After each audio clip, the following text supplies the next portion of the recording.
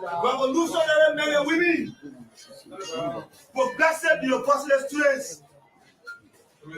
Today is not an intellectual day. We have not come to satisfy or romanticize your appetite for intellectualism. We have come to communicate directly to Mr. Boyka and the elevated president in Mustafa Raji. Say yo, we are ready now to talk more. Say yo, let us say this to you. To think in your disorganized mind that by keeping the militant of the Student Unification Party behind bar, you are intimidating and weakening the resolve of the party you are talking. For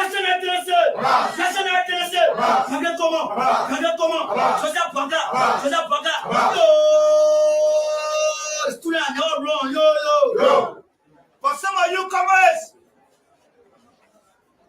that spent over 2 nights in cell, let me remind you that Nelson Mandela spent over 27 years of his life struggling for the people in South Africa. Yeah.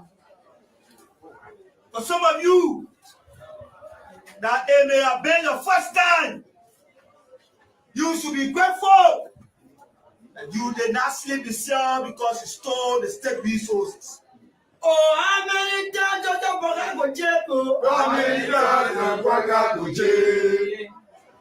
You went to jail in making sure the system that disobey corruption on an industrial scale is put on a check mark. You went to jail making sure that young people that are former enthusiasts in this country have a spot that can reflect their livelihood and dignity. You went to jail in making sure that the administrator acted you and political backwardness and the LNA is put on a check mark. You went to jail in making sure that in your generation you echo a message that corruption will end. How many students graduate for jail? How many students graduate for jail? How many students graduate for jail? How many students graduate for jail? Hey, what a jail attire! Hey, what a jail attire! Hey, what a jail attire! How many students graduate for jail? In the Boyka's administration attempt an effort to intimidate us, they have re-solidified our resolve. They are not just making us committed to struggle, they are making us brave and prepared. Let us say this to you, Mr. President Komo. And the Vanguard Party will soon be at your doorstep. Yesterday, you were opportune to jail 4 militants. Beginning now, going forward, if the cells are central and not many, We encourage you to build more. Yo! Yeah, inspired the struggle. Yo! Naziba 10 party will go. Yo! Struggle appearing, no tailway. Yo! If there's no room at the Mawanga Central Prison, increase more room. Let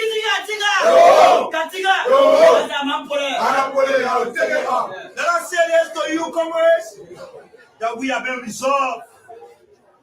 The past 2 to 3 days have tested the political colors of the Student Unification Party. So, the past 2 days have tested the resolve of our ideas confronting with the political contradictions. Like Dr. Formula would says, we carry ideas in our heads and fire in our bellies. When those compulsory actions are made and interplay, those reactions will dissipate the TN. Say yo! Struggle appearing, say yo! Jail arrest you, say yo! Mustafa Rajay, you will soon leave. It doesn't matter how many days it takes. It doesn't matter how many months. What can be guaranteed is that you will leave.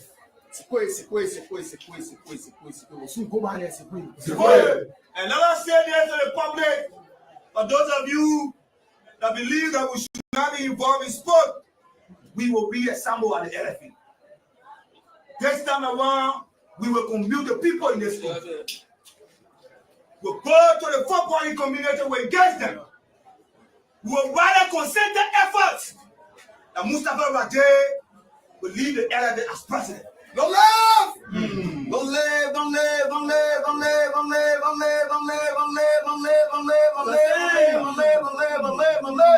The fucking spirit of the ideological militants of the indomitable every drop of vanguard to the irrigation party will live! They are all the Garguah dropping that level of the indomitable removal and everything else. Yo! But that's the rest!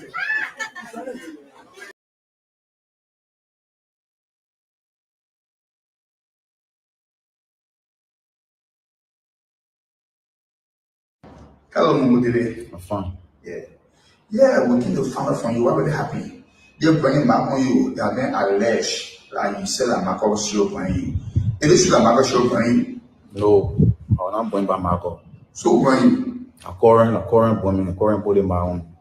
who's your current on you? Yes. So, what you say a Marco show on you?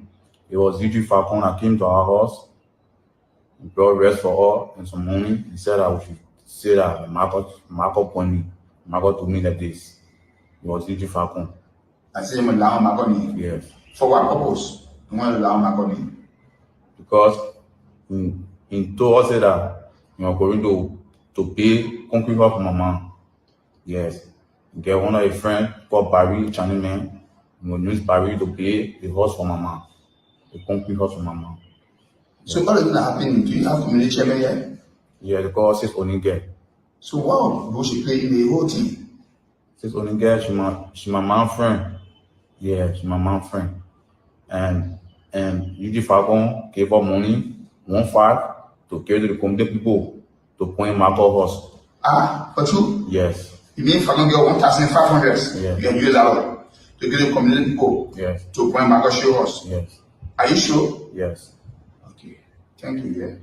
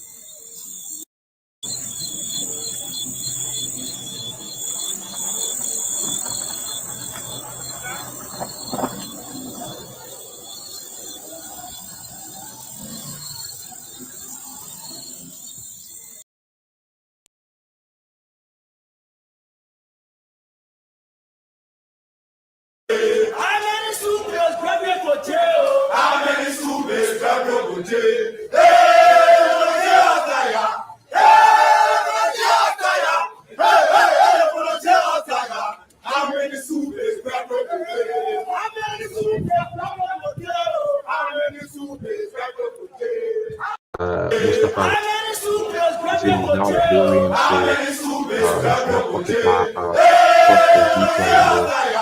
So we witnessed that protest. When we learned that a member of a soup that Eddie Yancey was the head of that protest. And then just before the day came to an end, we saw it. At that stage, we observed that there was called the action, wherein there were few guys from soup, that was taken or that were arrested, but just on today, what we observed, they were taken to court, and we're getting a video, we're getting some of the video since it says that they were able to defend, the case on their victory. And another report, we'll read a report for you. It says that they are coming in full swing. The land has been drawn. The land has been drawn. They will not to allow another person from another country to come and even when it comes to the the federation. But that's it. That's the argument. We are here. Up to the hour. We are already getting singles in our team. But again, let me say welcome to it. Whatever you find yourself doing at about this time, you find folks from other countries around. And say no, the closing argument is coming on. So no time, give me space, So there will be a space, so that the parents will listen to the argument, the youth around. But this is the platform. We gave you the opportunity to what's on your mind. You tell us what's on your mind when it comes to the argument. So this very short break to be back. As soon as we come back, we go strictly to our team of panelists, as we're also getting single from them. So this break to be back.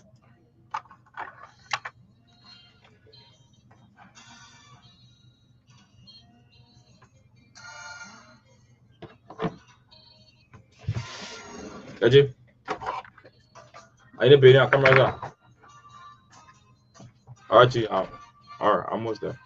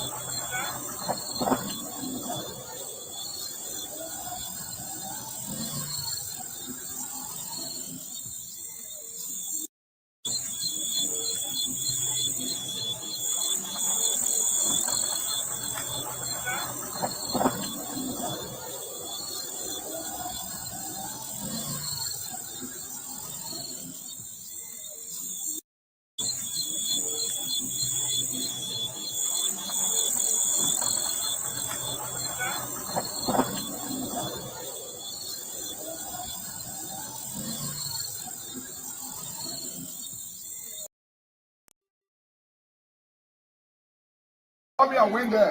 And generally, you know, generally, the two pocket. Oh, see, when former President we are, I say, I come inside, I come and eat you.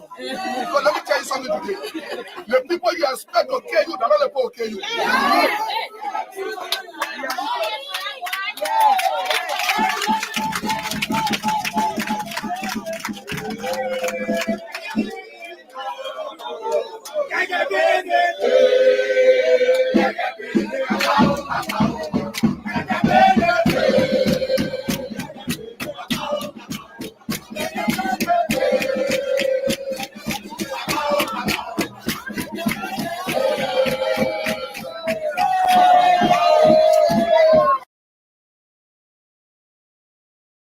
Win there.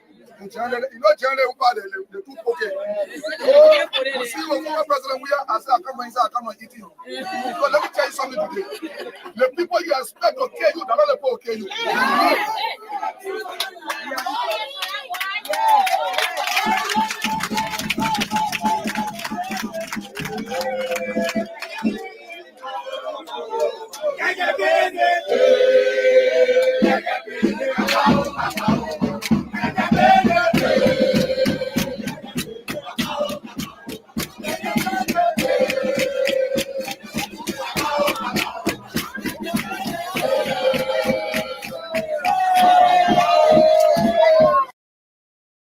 Win there.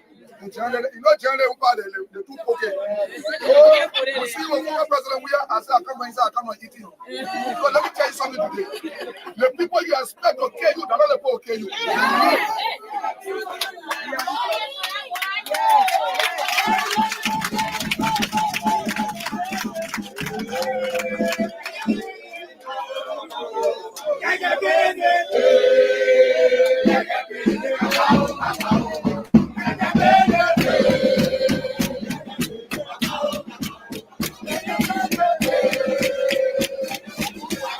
Win there. And generally, you know, generally, the two pocket. Oh, see, when former President we are, I say, I come inside, I come and eat you. But let me tell you something today. The people you expect to kill you, they're not the people who kill you.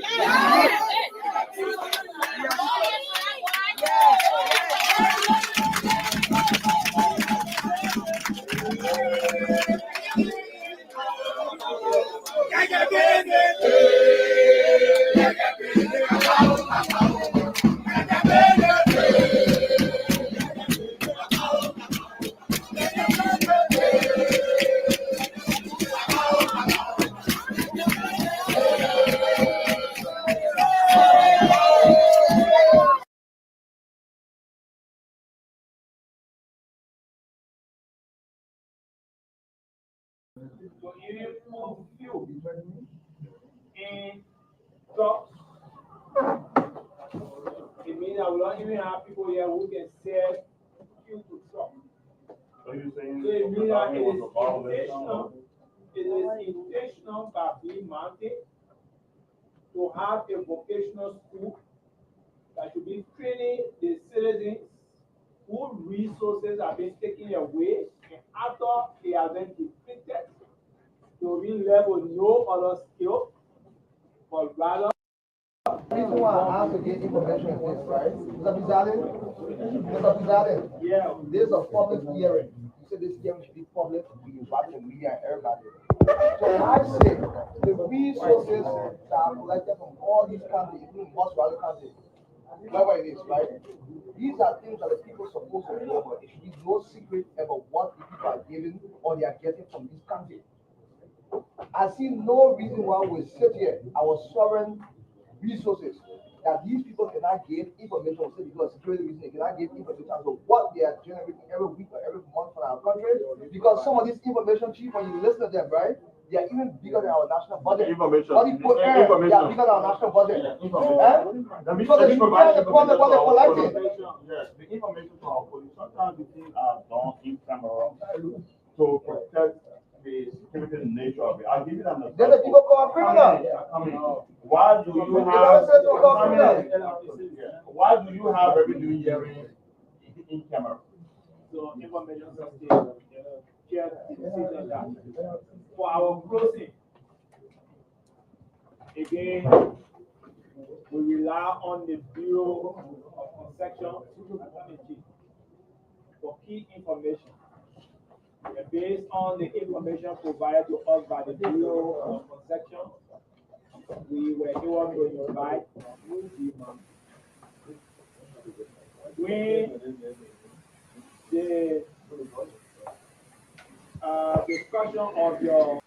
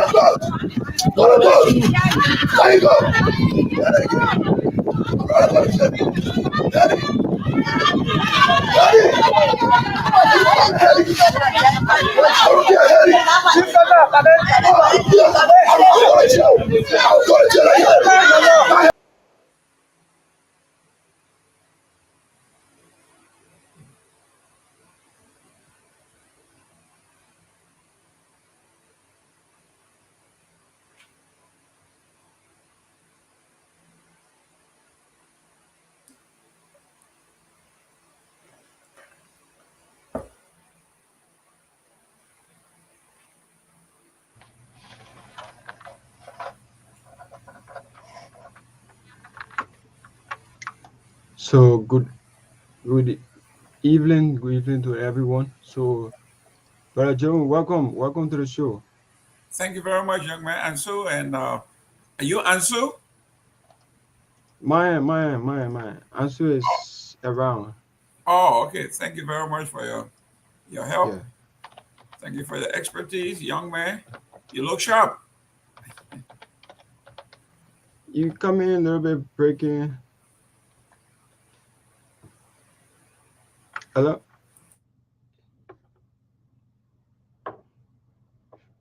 So if you are just joining us, this is the closing argument on Truth 96.1.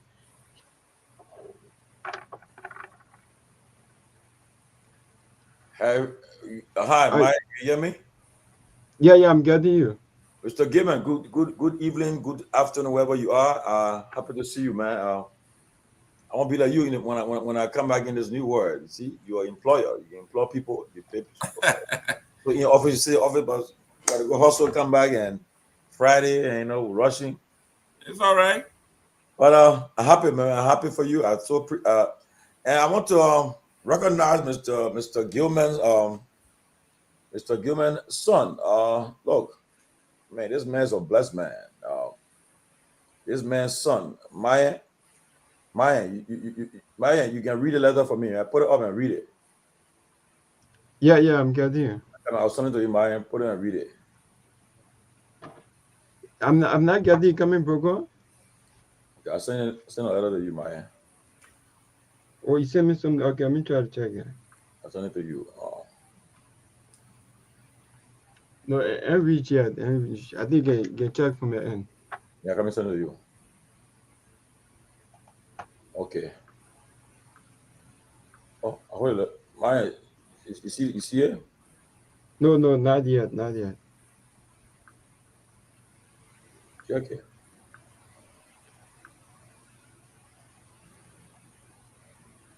Masapo no book. You see it? University of Rhode Island, graduate school.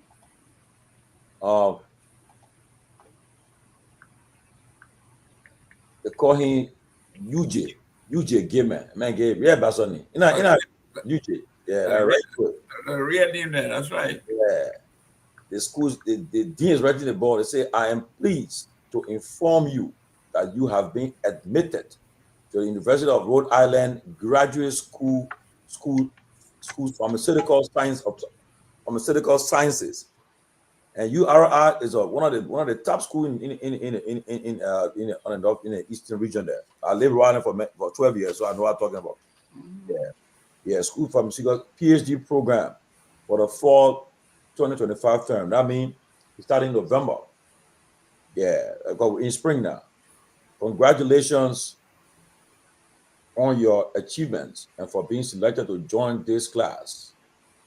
Now that you have been admitted, there are some still okay, other one. Yeah, but I want to congratulate UJ Gaiman.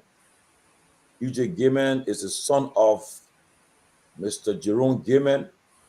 He has been accepted to start at the University of Rhode Island Graduate School of Pharmaceutical Sciences, PhD program. And become being a doctor. Maybe we'll go Riverside one of these days. That's right.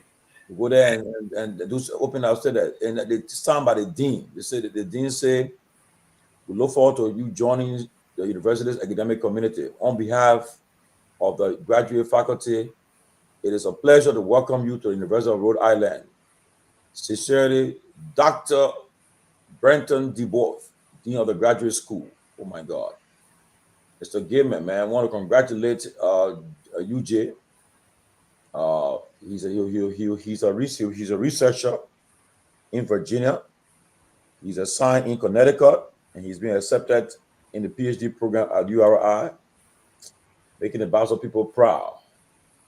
And I'm so happy that, my children too, I get all the Basel need. My daughter, my father's mother, I need my daughter,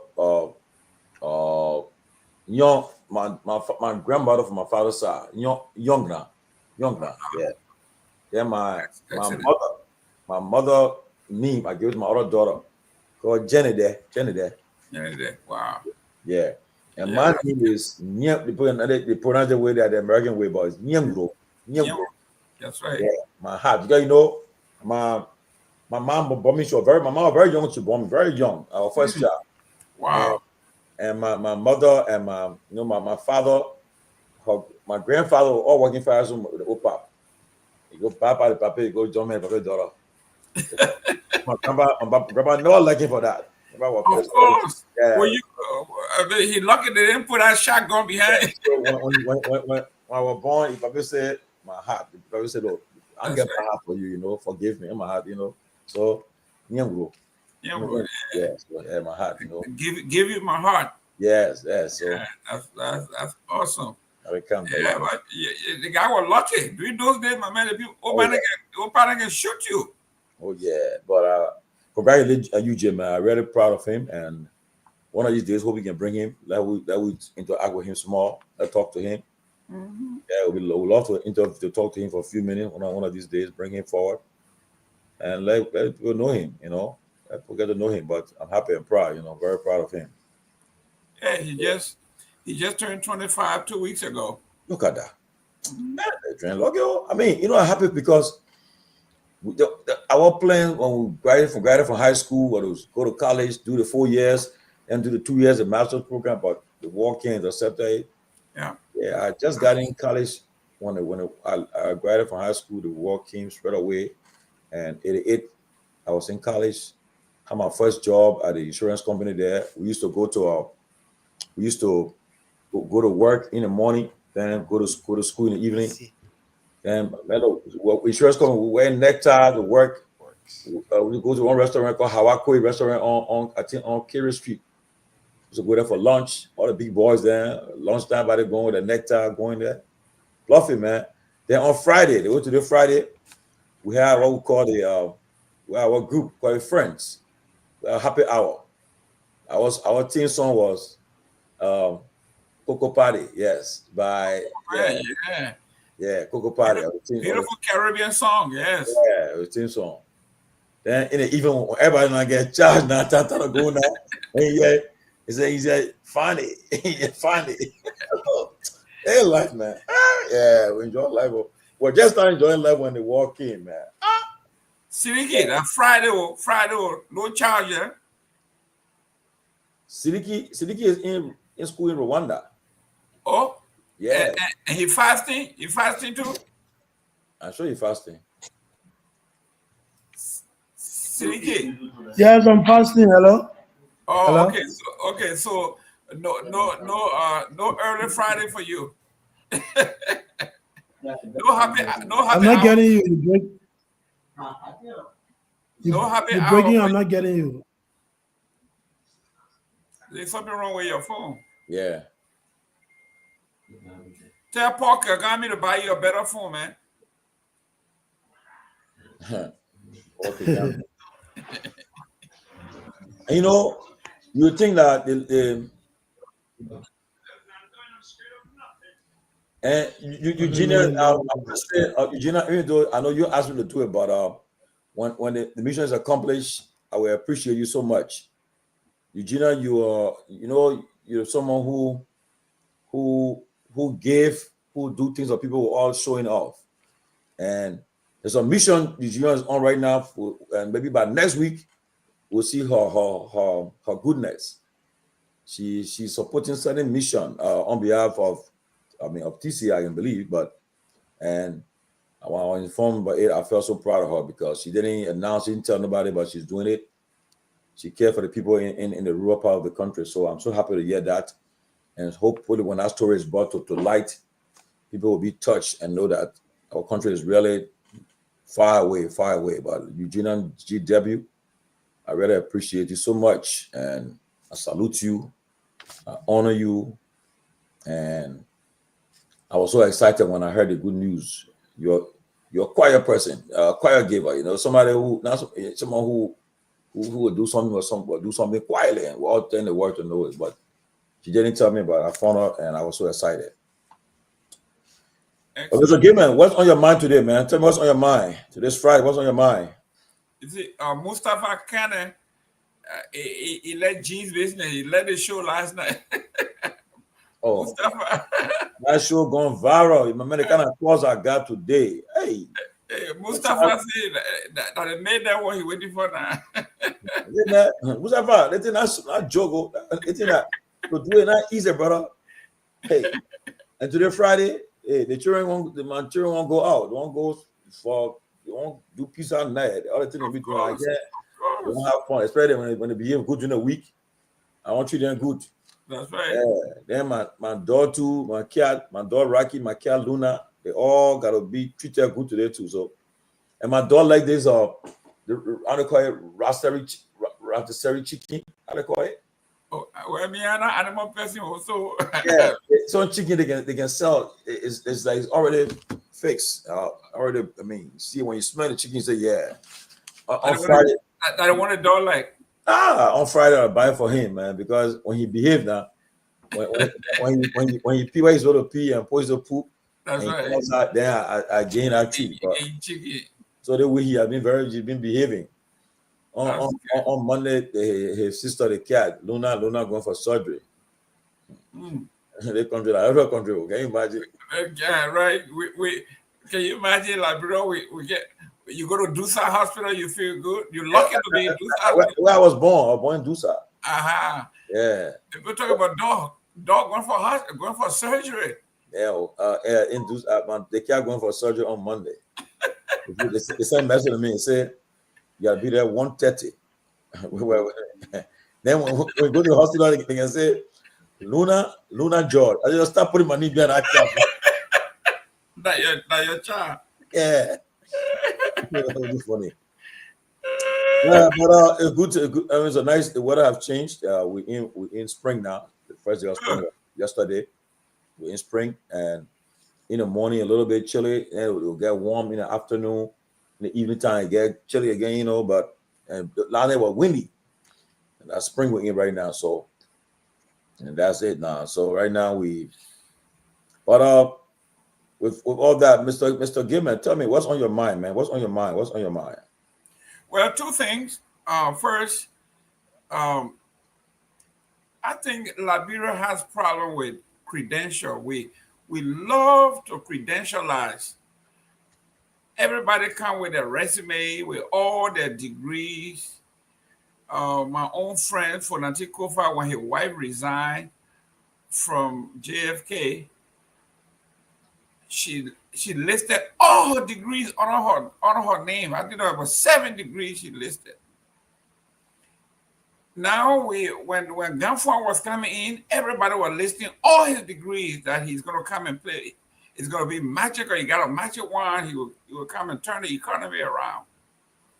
Today, I listened to his press conference where he said the Liberian people should pray. Then he said there's a song, I don't know where he got that song from, anything can happen. Oh. So we should pray. Anything can happen.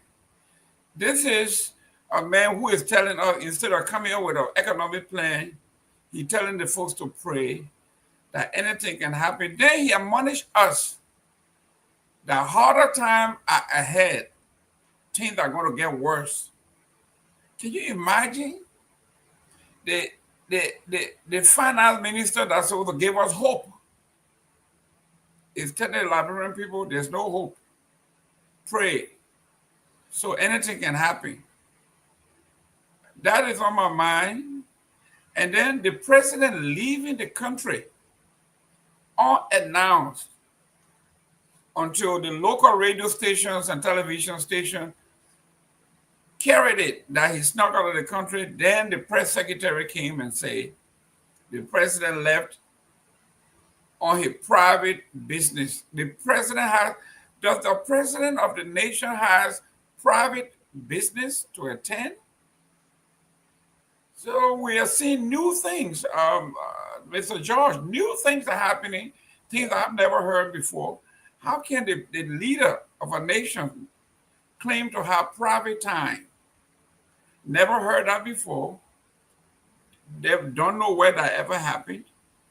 I know usually if Obama, Trump, Biden, if they are traveling to the war zones like Ukraine or Iraq or Afghanistan, they go clandestinely, they meet with the soldiers and then they leave. That is an extreme situation where that happens. But for the president to be going to Ghana to see somebody or do something and they say it is his private time, never heard that before. Maybe, we all been around government, but I've never seen that the president would sneak out of the country and say, it's his private time. The president is a public figure. That's why we hired him. So why would he leave the country unannounced and nobody knows he was leaving? So those are the two things that come to mind immediately. Our economy, the credentialization of Liberians, they love to put degrees by their name, but no corresponding demonstration of expertise that benefit the people other than just degree.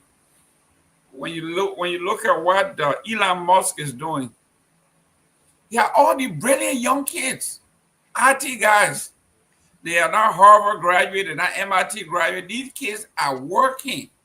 They are analyzing multiple complex documents. So if these young folks can do this, why is it taking us so long to put an economic plan together that will put people to work? Those are the things that are on my mind. Well, Maya, what on your mind? Okay, so thank you for the opportunity. So basically, right now, the situation in Liberia as it stands, what's on my mind is that the legal system, like ECOWAS, according to ECOWAS is coming to Liberia to intervene in this situation again. So this is the second time for them to come to Liberia to intervene in this capital building issue, where we have two speakers in this one country, which of course is not right. And because of that, the poor people down the line are suffering. And you see that the lawmakers every morning get in the car go to work, enjoy the facilities, while the people who elected them are still down the line. They don't have the food to eat. And you see, if you go out there on the street to interview people, people are crying on the government, even the president. And since the president gave the 15th of this month that they should settle the issue in the, and up to now, we have not getting any information from the president about that, because the president gave from the 1st to the 15th of this month, and the 15th have already passed, and we've been like looking up to the president to see if he will come out to make any decision. But for since then, we haven't heard anything from the president, so we are still waiting on the president. And nowadays we see the poor people, let's say the poor people, and if you don't have money in Liberia, you go to the legal system. People will advise that you should not go there because you are not going to get justice. So as it stands now, we have like 2 or 3 cases that we are working after, wherein, as I told you, one of the case, and we are doing some background investigation. So as soon as possible, we'll be able to come out with the final investigation from that case. So as it stands, that's what on my mind, is that the legal system in Liberia is not timely. Wow, that's an important one, though. Mhm. Yeah, that's an important one. But what's on my mind, for me, for my end, Anthony, what's on your mind? Well, what's on my mind is first and foremost, I want us to, be able to put the whole saga on the Capitol Hill behind us. I want us to have a country that is fully functional, where people can discuss the issue without, being stigmatized of your tribe, of your religion, and other different things. I want a functional Liberia. Some of us have a little bit of opportunity to live normal day Liberia before the war. I want some of that back. We have not had that since post-war Liberia. So I'm looking forward to having, a Liberia like that. That's what's on my mind today. Okay, let me again inform you, Mr. Cummings. I have been in communication. Mr. Cummings should be our guest on Wednesday, March 26th, to engage the Liberian people, and looking forward to Mr. Cummings' appearance. It'll be an interesting time, and a lot of people told me that they really want to. Some people who have not been involved in our politics, who are not being involved in, they say want to really take the time to listen to him, hear what he has to say about the happenings in the country. So we'll look forward to that. So I'm sure people will be. I invite other people to also take the chance to listen to him too. So we'll look forward to that. Anthony Giano, Anthony, you and Siliki will be here that day because we can't have you here. No, let's be fair here. No, hold on. Let's be fair here. No, hold on. Tomalin, I know you're going to say something. Let me talk my mouth first. Okay, go ahead. You guys need to be here, man. Come on. Let me see now. On my mind, right? My mind is like, I'll be honest with you. I'm concerned about Liberia on a serious note. I saw Martin Colley communicate almost every day, and so to see the students, young children sitting on the ground, learning, it hurts though. And then when you look at the disparity, look at the money that our leaders are playing with, and I said the chairman looking heavy. What? The chairman himself. They ain't ready to come to do. They call him the honorable chairman, Benjamin Big Boss Sanvee.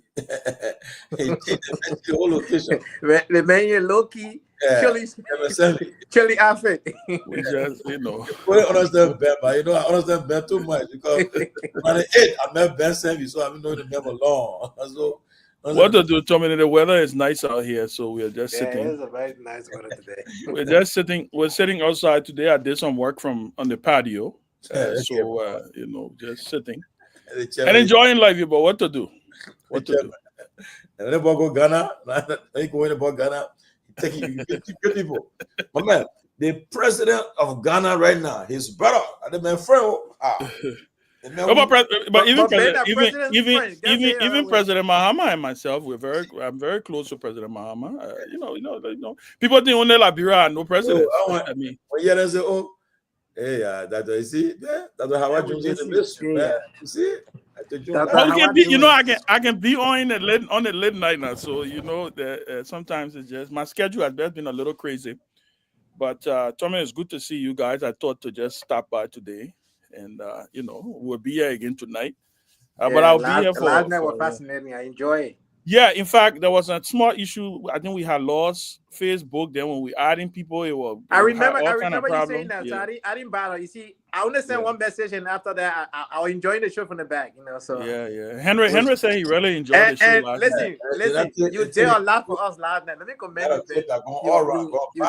It did a lot of for the ANC for Mr. Cummings. I enjoyed that. Yeah, Mr. Cummings, my man. Many people don't know though. I was part of the original conversation about Cummings running for president. It's not a secret. I think a couple of years ago, Ben Moran spent a whole day with Mr. Cummings one time, whole day. We went to Georgia. We spent a whole day with him. We ate. In fact, we slept there. You remember? Yeah. We missed our flight. Yeah. We had canceled. And interesting story. We had missed our flight. We had canceled our hotel. And so when we called Mr. Cummings, we said, "Oh, we have missed our flight." He actually offered us to come and stay in his house. Yes. We actually were supposed to stay in her, but then the people called back from the hotel and said they had a result. I said, "No, Mr. Cummings, you don't have to bother about that." But I've gone to Atlanta and I stayed in Mr. Cummings' house. His wife, I call her Auntie Teresa. We are He's a down-to-earth man. He's a very close relationship. His son Buckeye is a good friend of mine. Yeah, his son Buckeye is a very good friend of mine. So I met Buckeye once. Yeah. In fact, we ate the men's cleaning. Then we clean up. I said, "Is it how you taking your dishes or go?" I said, but you got some good people, man. But again, it's good. One of my mind, I was telling you guys, my mind is that I'll tell you the issues in the rural areas is appalling, man. People sitting on the ground going to school, children sitting. It's not easy. And there's a guy who I know very well. There's a video I'll play earlier. I tried to reach out to him today. I saw him slapping one other man. The man dropped. I mean, I don't know, but I tried to reach out to him to tell him to find out what's going on, man, because it's sad. It's sad. But concerning the president went to Ghana. The press secretary announced today at a press briefing. But that's why I was told that. Liberia got a lot of stories. The ECOWAS delegation is coming to the country. The Nigerian foreign minister is coming. He's coming to the country and they're coming in. They want to talk about that whole thing. But right now, the place the team reached now, but I don't be part of it. He said, no. Let coach did it. I want to can't say, oh, you're cool, and I play my part. Let me just get your chance. But then another person again, probably going for a late checkup. Whatever the case, he deserves it. He's the president. And now then, you go see. No, I think but at the age, why people concerned about him seeing doctor? You need to see doctor. No, I don't think it's him. I don't think it's him personally. I think I can confirm. I think I know exactly. His wife is not doing well. His wife is actually hospitalized. And so he's gone to visit his wife, which we wish the first lady well, right? Absolutely. We wish the first lady well. It's nothing critical. I think I mean, she's also advanced in age, so I think it was important he went to spend some time with his wife. He'll be back on Sunday from what we've been told. And so we wish the first family well. They are our first family. They are properties of the state. Again, but I always like to highlight that unlike the past, when, our friends from the Unity Party made such a big deal when other presidents, had to take personal decisions to make certain personal trips, they try to politicize it. The thing is, we have to bring some human side in us, right? We all may, but it is confirmed. I think his wife is the one who's not feeling well, and he's gone to see his dear wife. And Sis Katumo, our Oma Katumo, we wish her well, and we send our best wishes to her and to the president as they go through this period of family challenge. But what's wrong with the executive mansion saying the president going to see his wife. You see, that's the other thing. That's the other thing. You know, the things we always like to try to be. You know, and listen, every administration has its own reasons why they would do certain things, right? By saying it's a private trip, you just leave it out there for people to speculate, right? Yeah. In this country, when the president of the United States even catches a cold, they announce it to the country. The president is under the weather. You look at the Vatican. Look at the Pope. Go on the Vatican's Facebook page. Oh, how you doing? He's doing well. He's doing well now. He's doing well now. But let me tell you, every single day, the Vatican released a statement. Yes. The Pope is on ventilation. He's doing this. He's in critical. Pray for him. It started progressing. Today, the latest release say he's off the ventilator. He's breathing on his own. He co-celebrated mass. When you are a public official, when you are at least the president, right, where you are everybody's property, the people deserve to know. In my estimation, I think they should have said it. Yes. Look, the first lady is not doing, first lady has been hospitalized. She's been there for almost a month. Yeah, so, but hey, I think they have the decision. They have the reasons for why they decided, Grace, it's good to see you. Yeah, I like Grace, you took glasses. Grace, I deliver your message, by the way, just so you know. Oh, thank you. Thank you very much. I will be expecting at least. You will be expecting a call. Yeah, definitely. Right. I will call you on three-way for you to. Okay, that would be nice. Tomalin, I'm trying to clean the glasses because I can't even see my dear. Madam Chair. We got Grace. Got put chair to your Nina. I can be the only chairman on this. Yeah, show. I am Mrs. Grace Guar. I'm the chair. Madam Chair. Madam Chair of the CMC United States region. I think that's the first time in the diaspora there is a chair of a major political party here in the diaspora. CMC to be a female. Oh, CDC. Am I mistaken? Chair. Liberty chair. Philip Swar chair for a long time. No, I'm talking about a female candidate. Oh, you mean a female? Yeah, maybe. Yeah. No, CDC. No, CDC. We had a woman. CDC had a woman. Out of Minnesota, Mrs. Duopo. Yeah, that's true. I remember way back. Yeah, but I would be looking forward to working with all of you guys. Ben, I will call you anytime. Of course, my lines are open. A lot. I'm gathering my people. It's a lot. I did not know in this day and age that Liberians were thirsty for leadership until CMC was born. The Liberians are pouring in. This is not joke. It's for Madam Chair. Yes. Every new party. I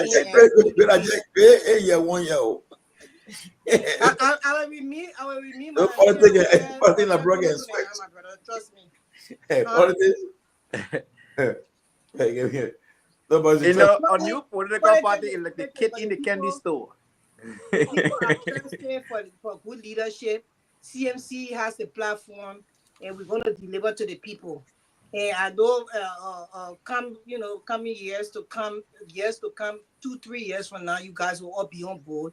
We have to deliver Liberia together. We welcome everybody. This is all about love for country, and it's going to happen. But let me tell you, the people are thirsty for change, and they know that when they see good things, they know it. And when they know that this is a good party, the people in the party have to do hard. Our political leader is a visionary guy. He's also talking to people, walking. As he's telling you, he's doing it. In fact, he's doing it before he even telling you. They come in talking, dude. Nick, everybody not take you. Chairman, you're gonna send her the invoice. But you see, everybody can say talking. The free ad, you're gonna send her the invoice. No, Grace is a stakeholder on this show. Everybody can say talking to, but who actually talking to? The development is going on right in front of your eye, but you're seeing it. We are about to break ground in 2025 this year to connect Bapalu to Nima County and Bapalu to Bong. Which one of your political leaders have ever done that in his lifetime? So let's No just be clear. political leader So or we are politician telling in you that Liberia this has is invested not more than everybody Alexander using Benedict. talking Ben can to. attest to that. Everybody using talking to, but when you see real talking to people, this is the talking to. That's what we're correct. That's right. One thing we ought to do here is that we got to recognize something, and that thing should remain as we continue our political journey. That is, this new political party, CMC, and the ANC are people that have worked together. The two leaders have worked together. Mr. Benedict was side by side with Mr. Cummings throughout the process of CPP. And I because think Mr. Benedict is a very dedicated man. When he said he would do something, no, hold on now. Hold on. No, don't. Just hold on. Let me finish. No, You will have your moment. I will tell you, once you call, when you mention Benedict, I have to speak on it because he's my political. But we cannot have a conversation like that. Okay, right? let's have the let's Let's just go step by step. I was in flight. You know, I was watching. Let me just say something. I was watching a show when they were singing Cummings' president. You had nothing. Nobody had anything to say. You so tempted and you so grudging when it comes to ability. Look, let me tell you this. That is not true. You see, leader. I was saying something positive about him. You're not even giving me the chance to speak. Okay, speak. Let me announce, Mr. Cummings. This is where we got to be very careful, so we don't make the mistake that we made, with the CPP, right?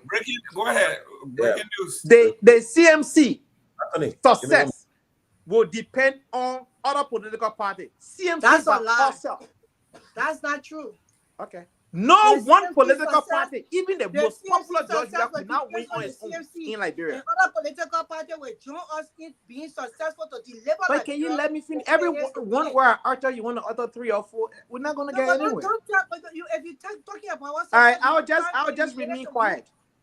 Yeah, you can't do that. Grace is on fire.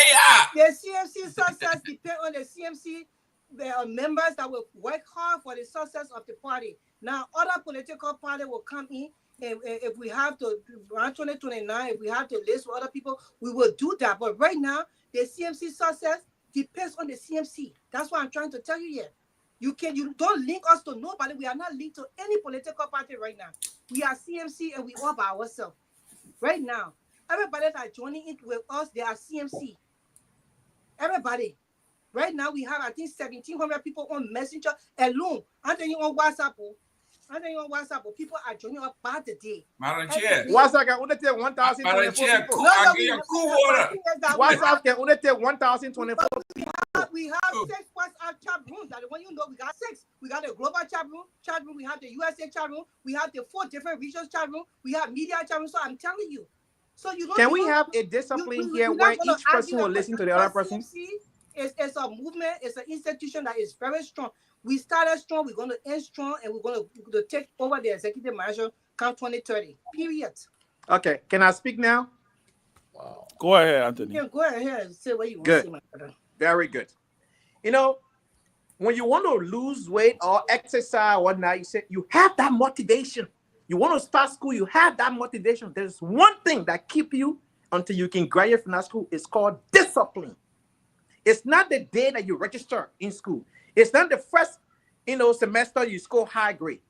It's the discipline that keep you until you can graduate.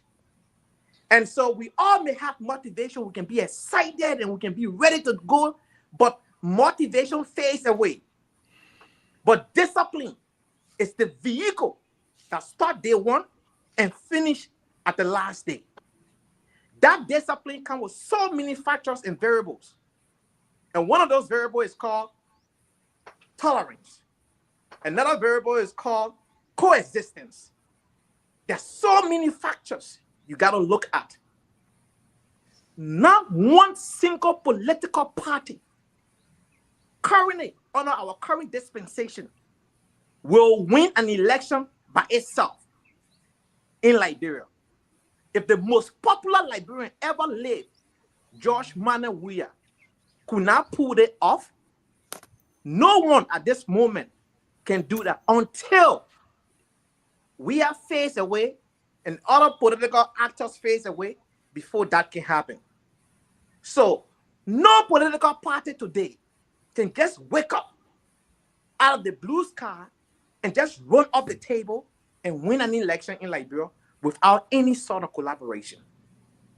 Okay, can I speak now? We have to. I'm not finished. No, but you're talking too long. 2 minutes already. Really? Chris, let him talk, man. Chris, let him. No, Ben, you know what? We have to Let you have a dialogue. moment. So if you finish speaking now, we're speaking. You will speak again. I will do it. Say, Ben, No, it's okay. You run the show. This is not about winning 2029. You see, the difference from your party and my party is that we are not even fighting. So we're thinking about 2029. We are building an institution right now. Our political party don't even have a standard bearer, so we are not even to 2029. Our CFC was just launched less than a month ago. So I don't know how you're building a team with the political party just being launched. So we are not we don't even have a standard bearer. We don't have a political leader who, when we go to primaries and vote in our standard bearer, he might probably be the standard bearer, or he might probably step aside and give it to the standard bearer when the standard bearer win as a political leader. So we are very different from here. We don't see one person.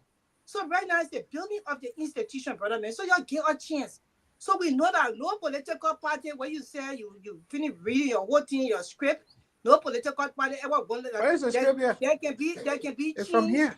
In every there can be when I say script, you don't have to be reading from paper. People can, so there can be. I don't have a script. Yeah, that's why I say you have a script in your head. That's what you. All right, we'll have to move on now. So there can be I mean, every time I speak, it rejects us. So I don't have to follow the same process all the time. That's why different parties coming in. Tomalin got one friend that coming in to launch a party soon. So the competition was, and that's why when we reach the 2029, the dynamics might change. And that's the one, I don't want y'all to feel threatened. I know a lot of y'all already. Threatening? Yeah, a lot of y'all feeling threatening. Guess what? The good thing is, my political leader, Mr. Alexander Benedict Cummings, will be on this very platform. You know one good thing I like about him? He's media friendly. He's media disciplined. And he's a very... political leader, not media discipline. Yeah, cool. Okay, Chris, let him mentor. You see? All right. Y'all move forward. Y'all move forward. Musa Benedict was here. Y'all move forward. Dominic, you the moderator. Y'all move forward. Yeah. Every word I utter, it irritates her. Let me progress. Now you come and label me again. Total like brain star. Why you not label you? I say every word I say irritates you, because every one word I say you have to respond. So I'm not gonna say every time I speak you jump out. So I gotta let you be. You and myself, we're not on competition here with political parties. I never said anything like that. I only said my political leader is media discipline, and you cut me off. I will tell you, you have cut me off multiple times, which of course is unprofessional. You shouldn't be doing that. CMC will stand and we will build the party. We will build it until we reach the. This is not a debate. We are not debating on which party is better than the other. That's not a debate. That's ANC. Let me progress now. Okay. Yeah. Okay. But why are you making anything out of the debate? You want to debate me? We can't talk about too many things happening in the country. Yeah, but you're making it as though you are not debating on something. You spoke. I had my moment to speak. You cut me off.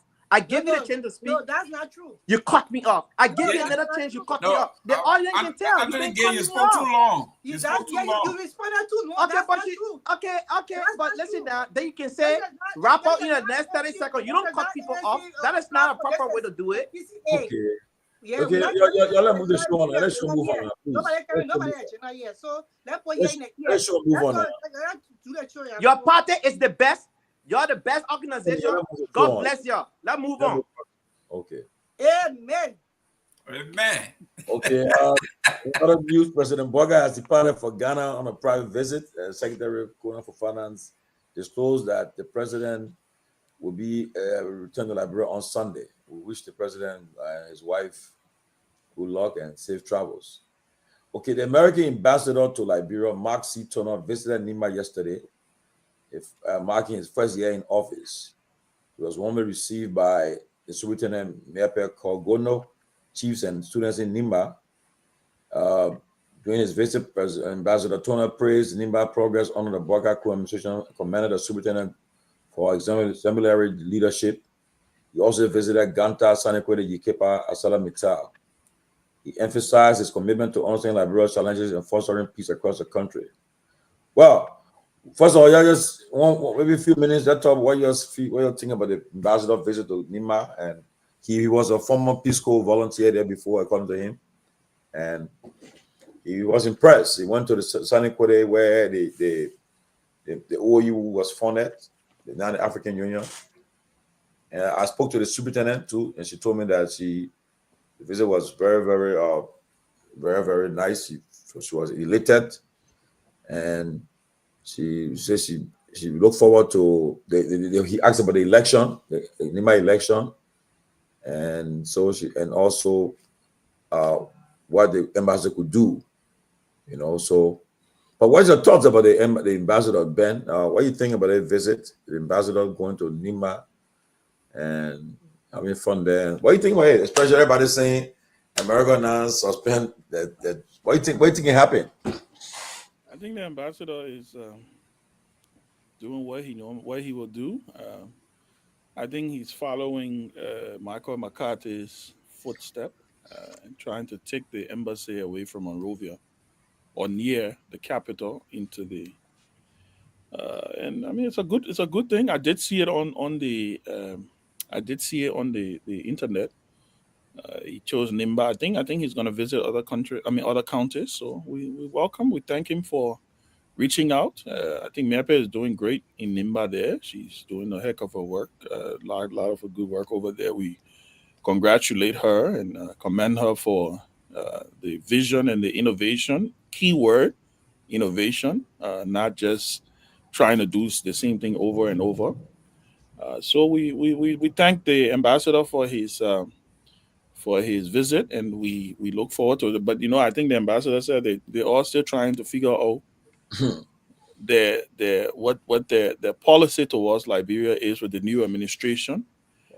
So I think right now what he's going to do is suggest he could potentially be recalled. You don't know that. He was appointed by Biden. Maybe Trump may want to send a new ambassador. But the good thing about it is that U.S. policy is U.S. policy. Yeah. What I do want to say is that I know there's a lot that is happening. There is a clip also out there, and I'm not to deviate from the Nimba thing, but there's a clip also out there about the Commerce Secretary talking about some impact towards the Liberia Maritime Program, which is something we need to pay close attention to. And I think the Trump administration now wants to get involved in the maritime sector. They believe that a lot of U.S. businesses, maritime companies and organizations are evading taxes by flying Liberian flag. He was very specific when he called out Liberian flags, and I think that's a huge threat to our. The comment secretary flag. Yeah. He actually said it on Fox News. He said, "Imagine businesses are evading taxes because they are flying Liberian flags. We're going to look into that." I think now it's about the U.S. is trying to. They talk about the fact that they want to establish the External Revenue Service and get rid of the Internal Revenue Service. Trump's policy is he won't take money from out and bring it bring it in. So his thing is anything that is stopping him from getting money from out, he's trying to kill it. And the Liberian Maritime Program is the largest, I believe, the largest or the second largest, Panama and Liberia, right? Exactly. I believe the two of them, they fluctuate back and forth, and that's because they have all these ships flying the Liberian flag. And it is true, Liberia is a tax haven for a lot of these big companies. You will find a lot of people registering companies in Liberia because they are escaping taxes. And I think the Commerce Secretary was alluding to the fact that they're coming after that. And if that happens, I can tell you our maritime program is going to get gutted. And so the government of Liberia needs to start to think.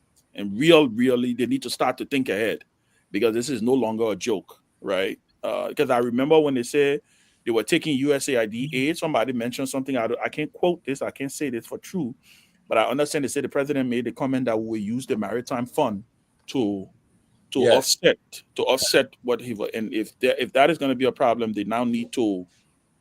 They really need to start to think and get innovative. Maybe the president needs to pay a visit to President Traore in Burkina Faso and figure out what he's doing and how he's generating revenue for his government, because both those AES nations, they're not joking.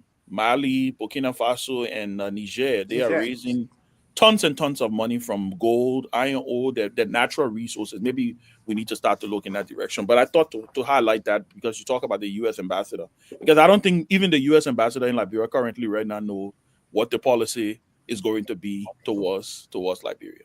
Ben, Timothy, if I may, Ben, you struck a real point. I have a question here.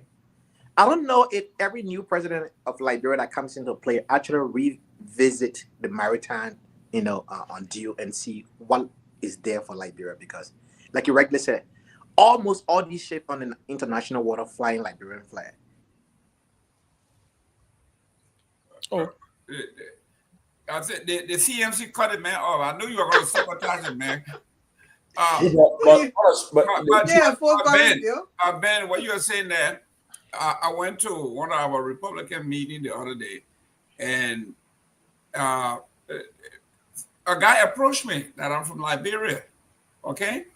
And this particular subject came about, and I knew Liberia was next because the way they were attacking Panama.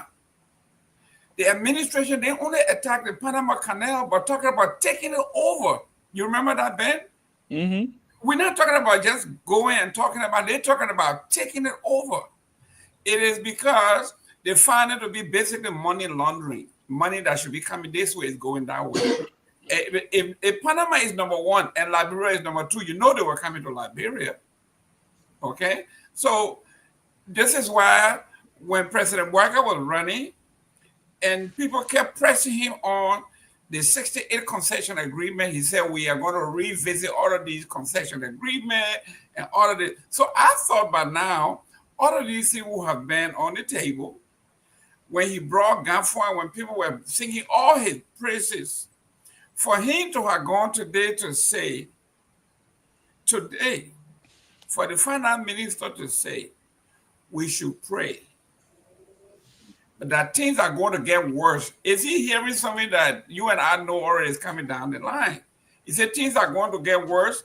Then he started a song that say anything can happen, or some of the song he was trying to recite.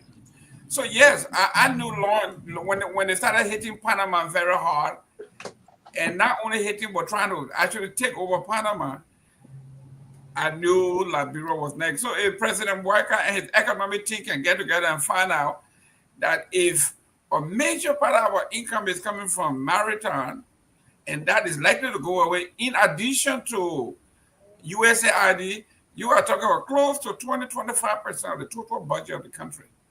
That is a recipe for disaster. And hopefully the guys in the studio can play it. I sent them the link just now for the Commerce Secretary. It's very short. I love it. Yeah, we need to listen to that. That's a very serious information right there. The question I was going to ask is that when we have a new president in the country, do they revisit maritime to see what is in it for the country? Because, like you rightly said, almost every outside of Panama, almost every international ship out there on the international water flies the Liberian flag, right? And because of the tariff is so low compared to other tariffs. So do new president, when they come into office, do they revisit this thing to see if it's in the best interest of Liberia? As far as I'm concerned, no. What they do is put their men or women there to get their cut. Basically, that's what it is. It is one of the most sought after positions. That's an accusation. You can't do that. No, it's not an accusation. Is that for sure? It is one of the most sought after positions in every government. I remember Myean Kehleboe was one of those positions that was prime, and they actually had lobbying for that position. And Myean Kehleboe, Ben Sanvee is here, the chief is here. President Ellen Johnson said it made sure that she had a right person there, and Myean Kehleboe was the man that she wanted there. So that position, like Charles said, is like a pepper bush for everybody that comes in there. And I yield back to the chief. Yeah, but before you yield back to the chief, Ben, you know there's a joke between Charles Taylor and me. We were here when whatsoever. you will be privy to that joke when the time comes. I just wanted to tell you, I will keep it to myself. I didn't score anybody there. I just said Pepper Bush. I didn't attribute to anybody. You don't want to You just reminded me there's a joke there. When I say, you will say, oh. You don't want to look Ben go ahead. They weren't looking for trouble. She just picking first.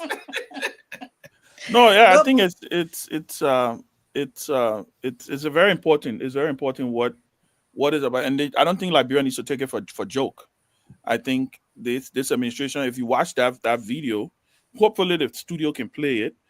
It's a whole plan that they have. I watched it on Fox News.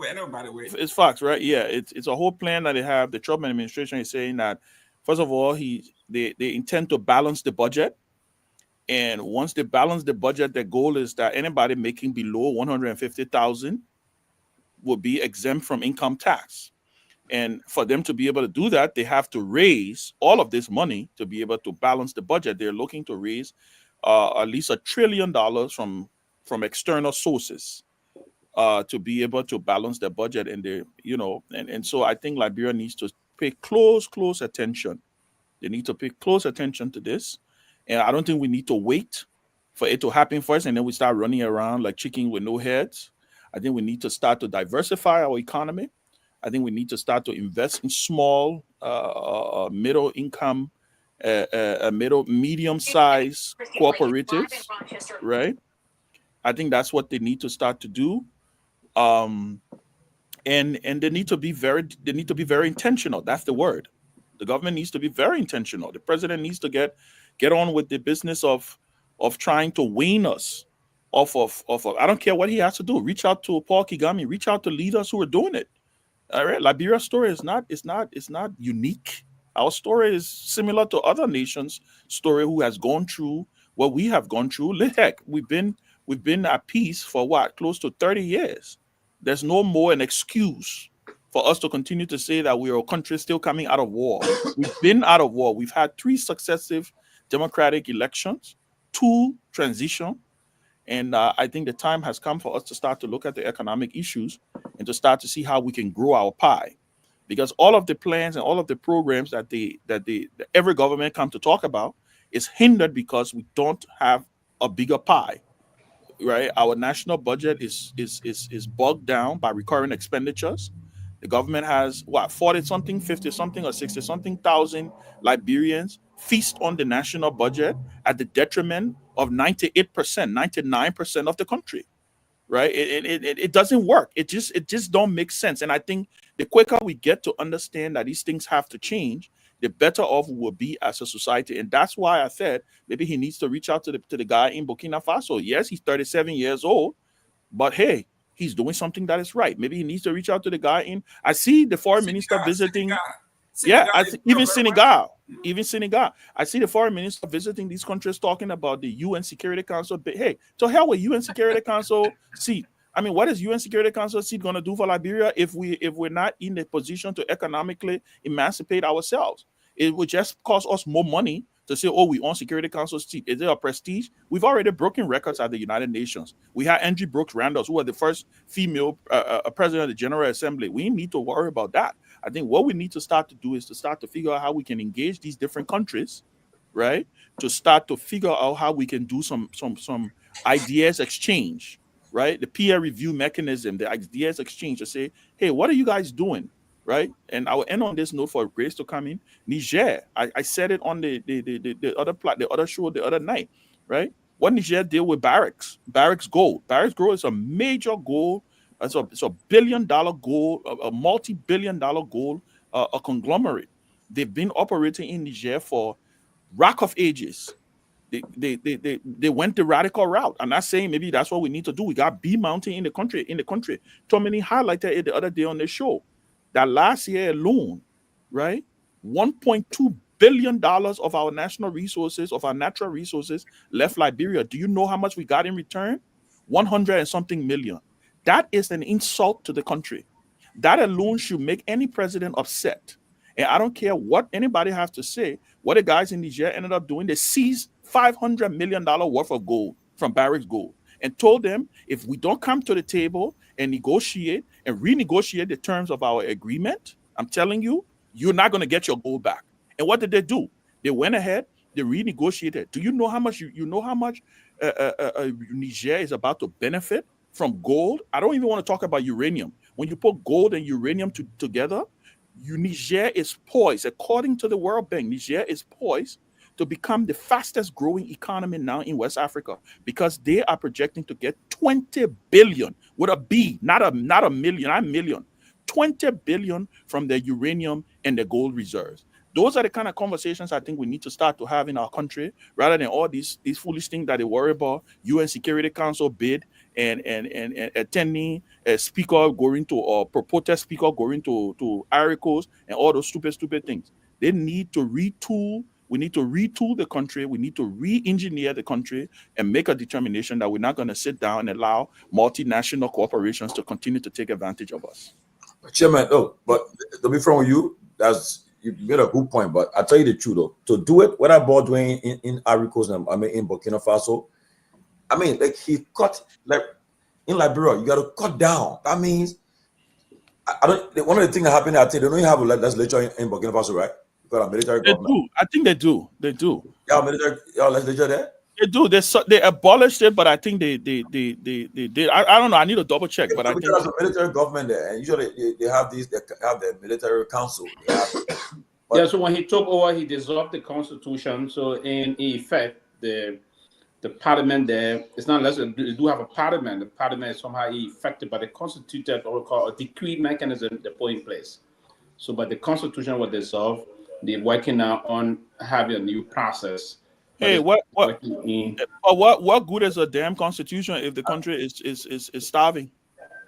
I mean, Ben. I agree that sometimes the constitution is still damn good. Pewee, you're trying to be politically correct. No, it's not issue of politically correct. Pewee, let me say this. Drastic time calls for drastic measures. I agree. Liberia is 170 something years old. How much we are now? I don't lose track. 177 or 179 or whatever the heck we are. I think 78. Right? 178, right? We are 178 years old. We've been doing things the same way over and over, and for God in heaven's sake, we expect another result. It means that we're an insane group of people in our country, or at least the people who have been leading our country have been a bunch of insane people. I think what they need to do, we need to have a national conversation on how we gave out our resources. We need to have a national conversation on how people even invest in Liberia. Right? Nobody should be investing in Liberia without Liberian participation. Nobody. That one you need a military decree to do that. The president of Liberia can issue an executive order today, a short-term executive order, pass it through the national legislature, and mandate that before you do any business in Liberia, there has to be 49% Liberia participation. And that person must be a living and breathing Liberian. Those things are we got the laws on the books, Ben. The laws are on the books, though. The laws are not as clear as they should be. And let me tell you why. Because we got Liberianization policy. But what are the things that they talk about Liberianization, guys? Selling tissue. You can't do exactly. That's not what I'm talking about. That's not what I'm talking about. I'm not talking about selling tissue. I'm not talking about selling cold water. That are the things that are on the books for Liberianization. No, Ben, you limited to that. No, they're not on the book. I know. I didn't say that's the only thing. I said those are the okay. Name me one major. But Ben, let me say something quickly, right? When I went in Liberia, I met this guy, the guy from I think PPCC, right? Now, and there's a problem we're facing. Liberians, we have our own problem.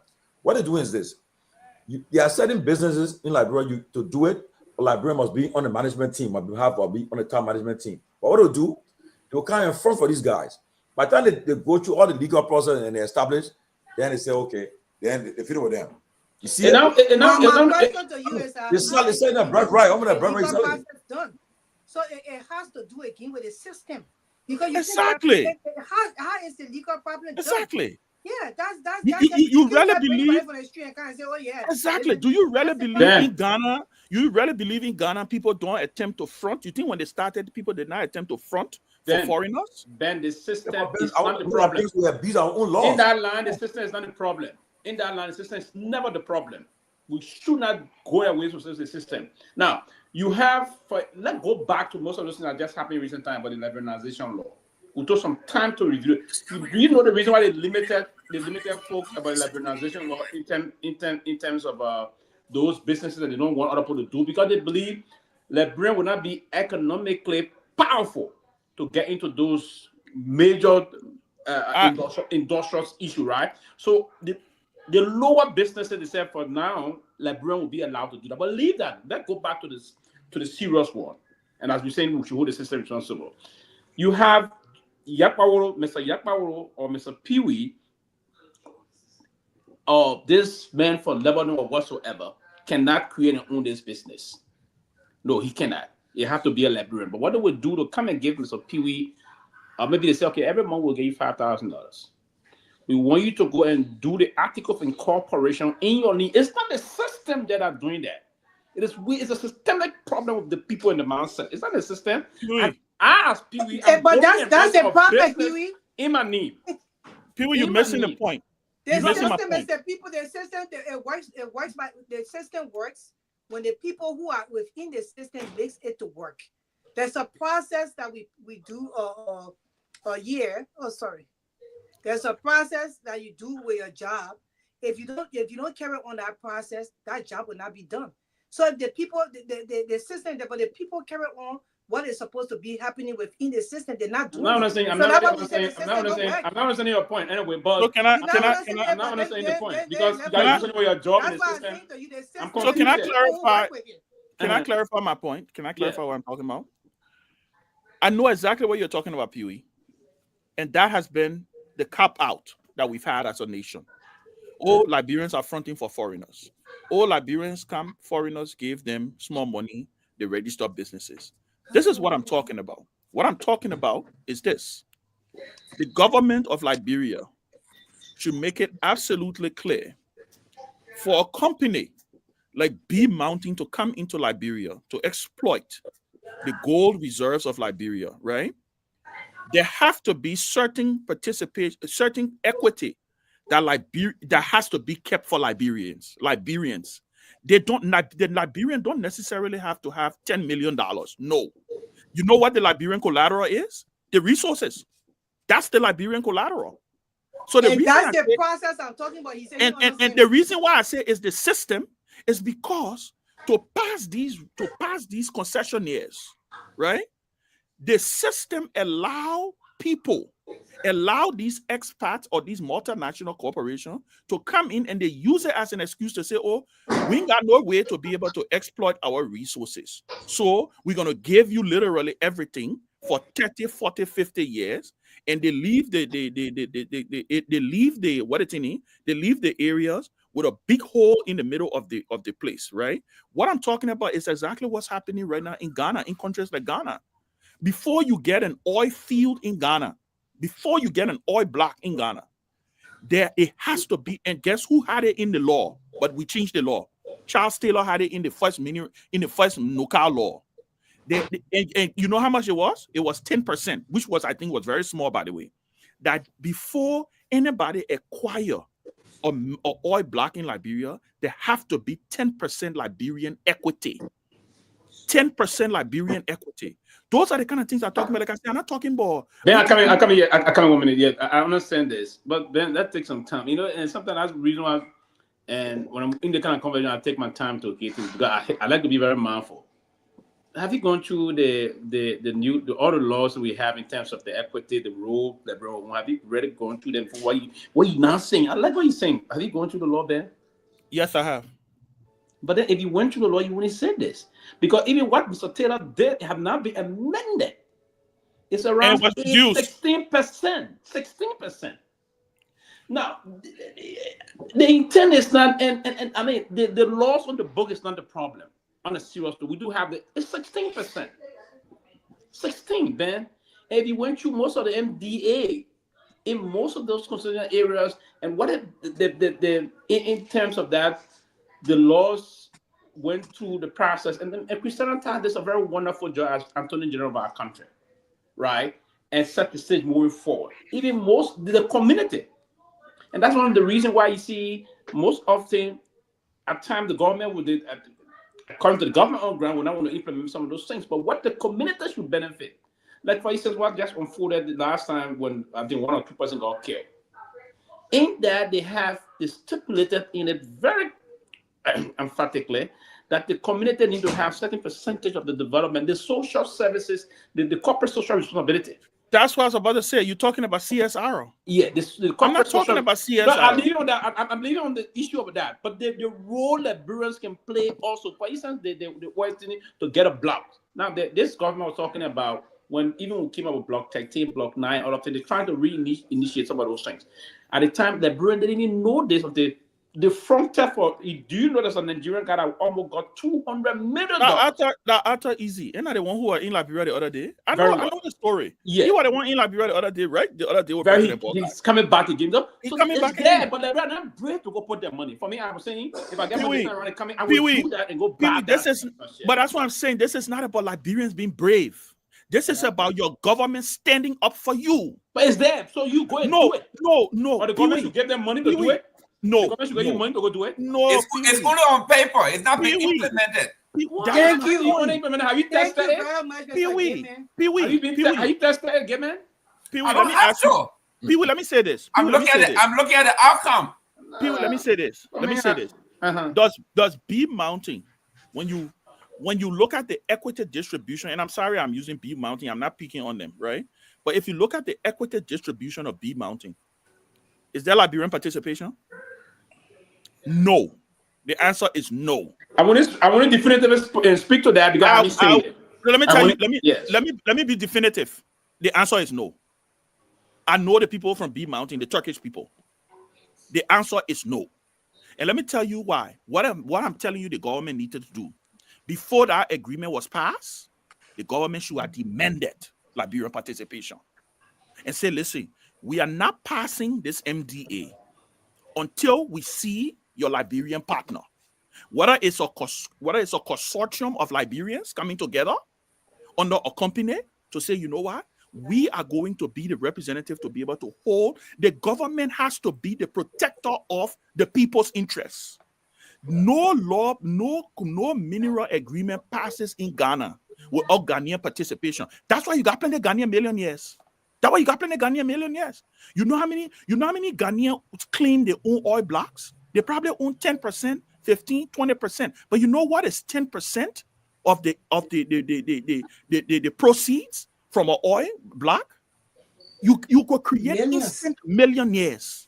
You will create instant. The problem in our country is this. The political class is afraid to create millionaires in the country. Because you think so? They won't keep everybody. It is about control. It is about control. Yeah. It's about fear.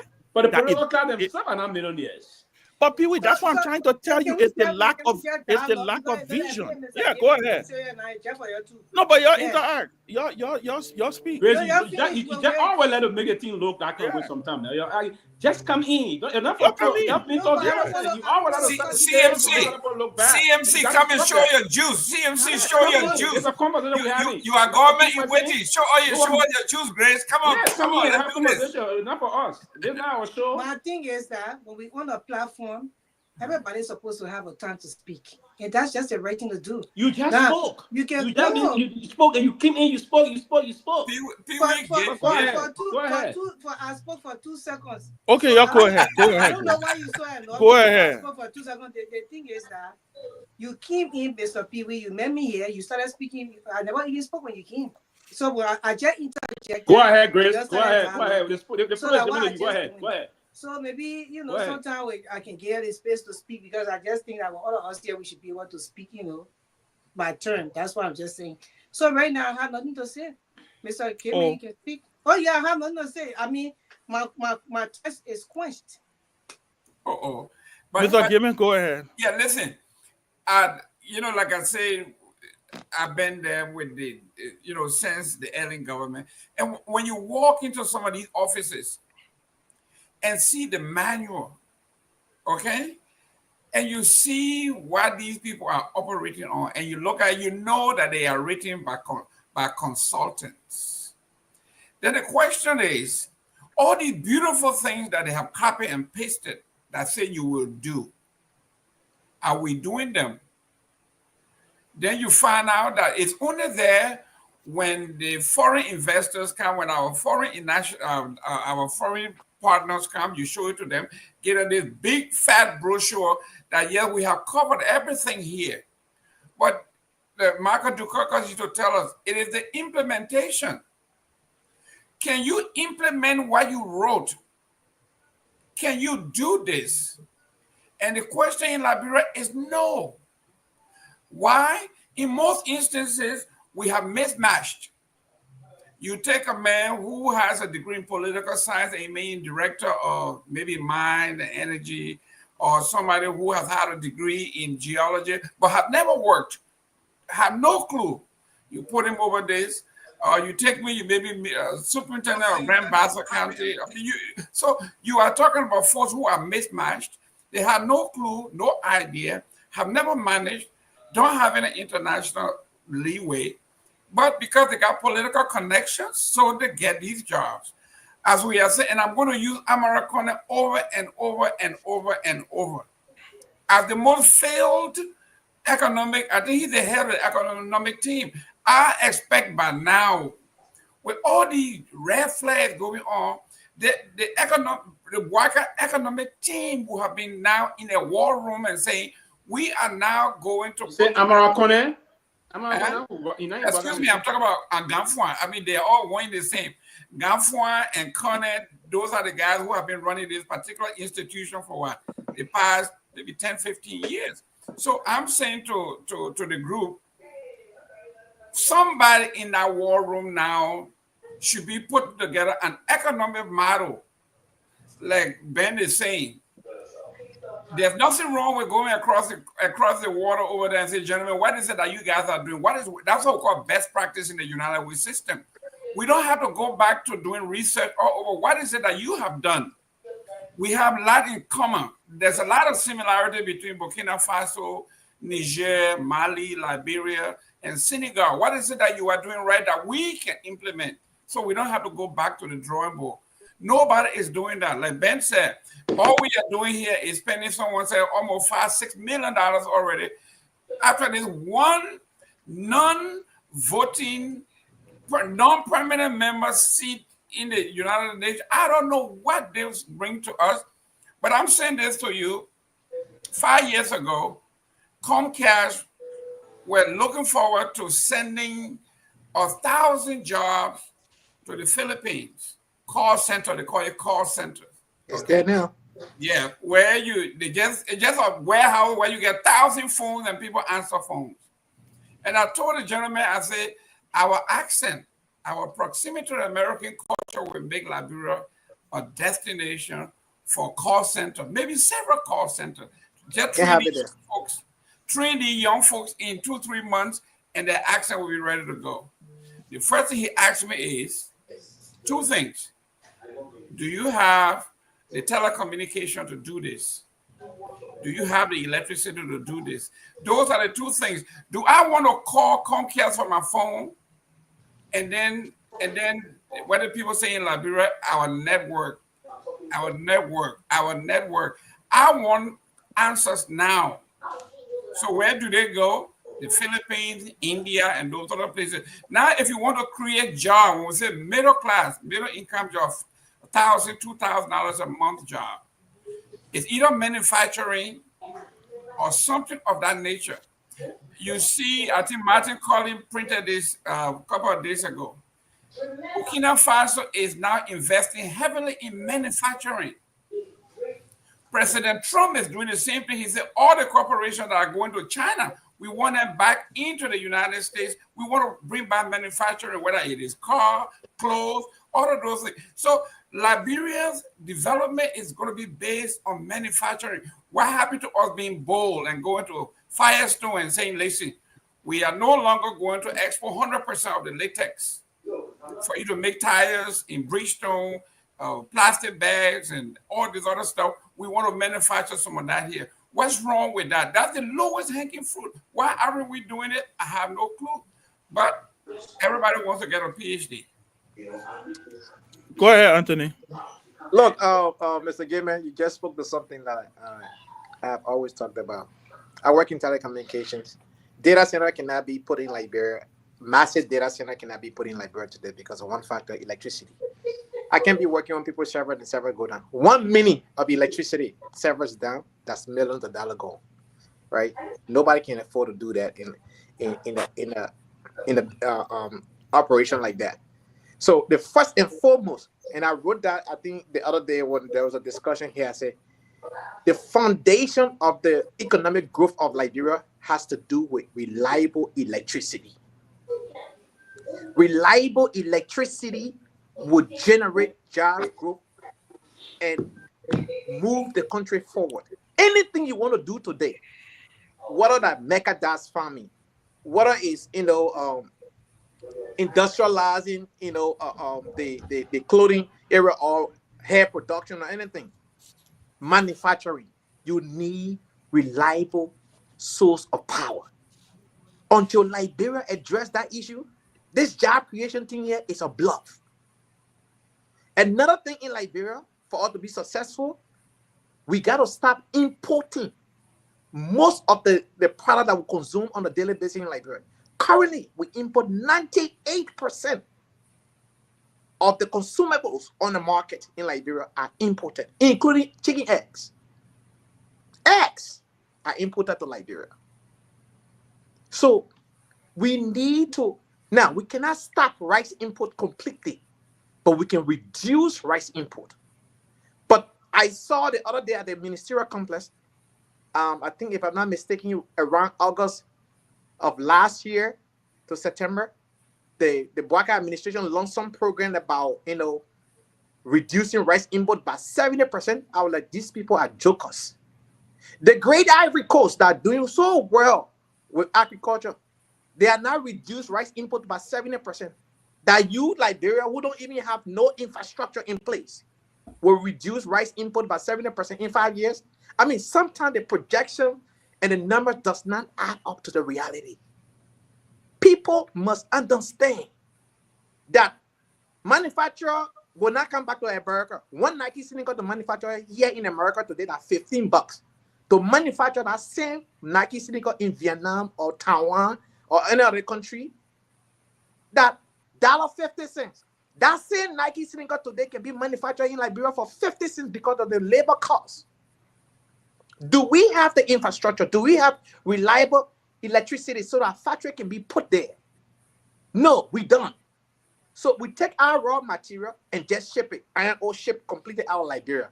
The timber ship completely out of Liberia. We don't even have one article, a wood mill in Liberia or a sawmill in Liberia to process these things. Nothing. You cannot have a sawmill running on generator.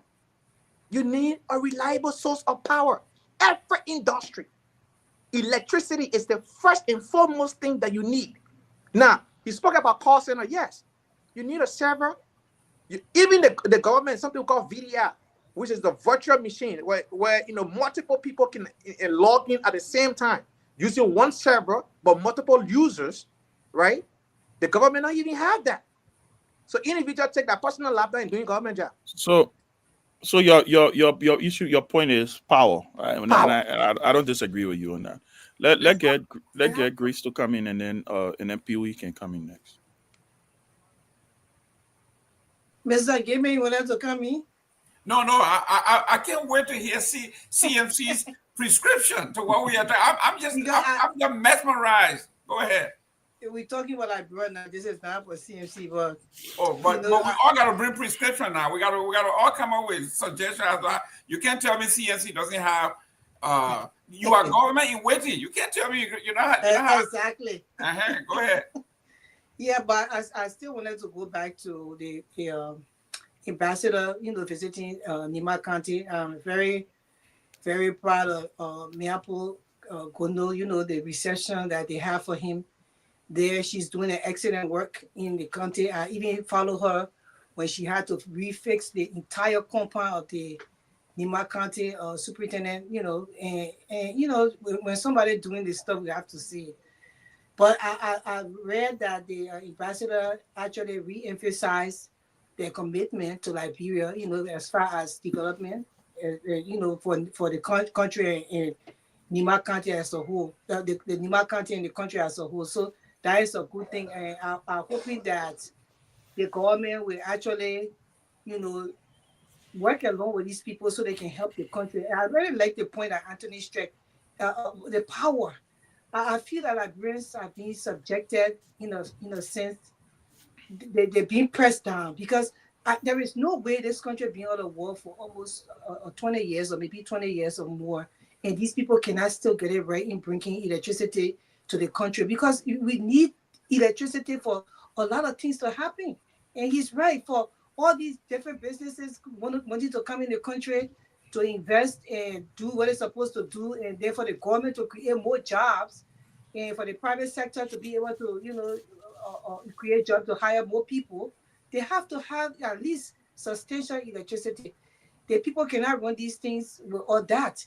And they have so much brilliant minds when it comes to electricity. People have come on this platform, people on other platforms, they're speaking on a regular basis. I have the chance sometimes, me and my husband, to talk to Akina Phillips, and he will tell you all these, the ways to get electricity to the country. But the people, I don't think they really want that. To tell you, I just feel that the government, they are not pushing enough to be able. I don't know what they have to do. To tell you, I don't know what they have to do, but still, they cannot tell us that this cannot be possible. So it's a sad thing. That's what the country is lacking behind, because electricity. Then I would like to hope that even the private Liberians who really are that got money, look into the different counties. They got grills. They got it. I know they call it a grill in Maryland. You take that thing and you work with it and create electricity for the entire Southeast. The people they will even ask you to run for president. You can do that for them. Invest into that. Say you have money, since the government is now not even trying to do that for the people. So, maybe it could help some people come into power. If they're able to do that, like if I had like millions of dollars, that one of the things I would look at, go to the Southeast, go to Maryland County, take that grill, fix it up, and it light the whole entire Southeast, and the people on that side will have cover, and there's another group can go and do it on the other side, the other region in Liberia. But that is a serious issue in the country, and we're hoping that something will be done. And that one of the things that when we even travel to Liberia, it's just so hard. We don't want to go there, although we still get electricity. But then when you see you in somewhere with light, and then when you come outside, everywhere else they're dark. How is it fun to be in that kind of place? So we're hoping that things change, and we always just hoping and hoping. Yeah, that all we do that is on a regular basis we kind of platform and we just hope. Let me just interject. I was just in Buchanan a few weeks ago. I spent 5 weeks in Buchanan, right? Buchanan is a first, when we're talking about step away from the capital. Buchanan is dark. Grand Bassa is black, jet black. And I know my folks gonna get upset with me. Don't mind it. No, I'm saying this, my own brother. We have had the president pro tem. I'm talking about Besaga Finley, and now we have the most powerful pro tem in Yobli Kanga, and Grand Bassa County is still dark.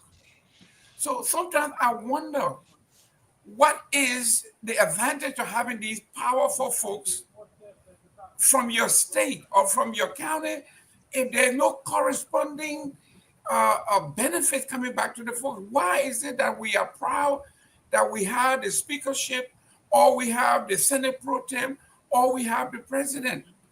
When you go to Grand Bassa County, at 5 o'clock, the economy comes to a halt. The economy stops because everybody running home. You don't want to get caught dogging. Everybody's home. If those that are on the street, if you are not careful, they will kill you because keke car driving in the dark. And yet, I told this to my brother Besaga Finley, and the president pro tem. Why? Why? And so that's why we come here to speak and say that sometimes we speak, I know some people get hurt, but the people don't really care about the country. I was in Ghana, in July, I think, last year, and I just want to get a simple phone number. I went and I had to go through, and that's what we would talk about system and say, oh yeah, the system is there.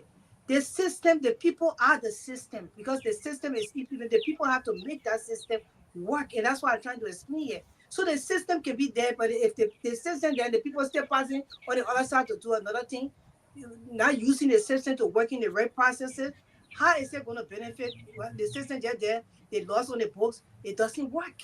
And the people again come down to our people. We have destroyed the country in that way that nothing works in the country.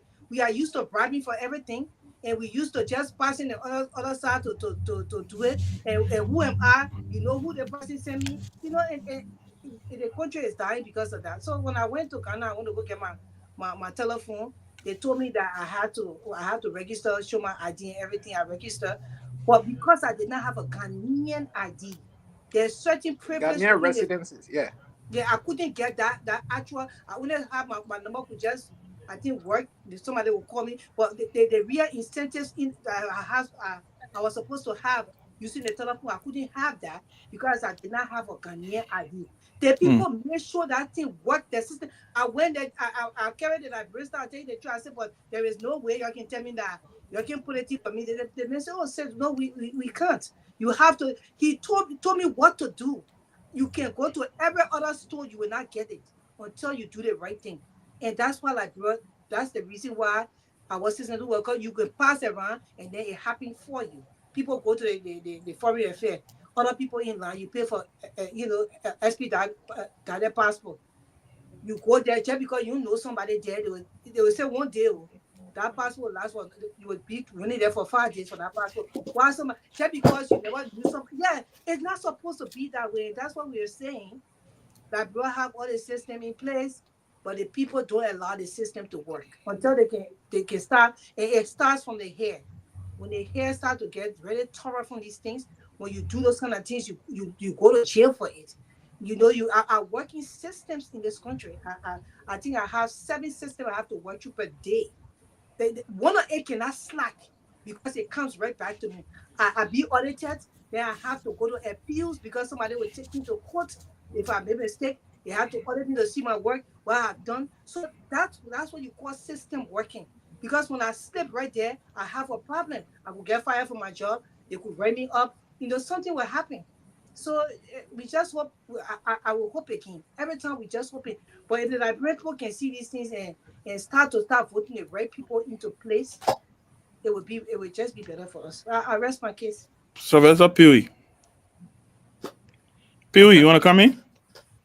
Pewee, you can hear us? Okay. Pewee. We're dreaming.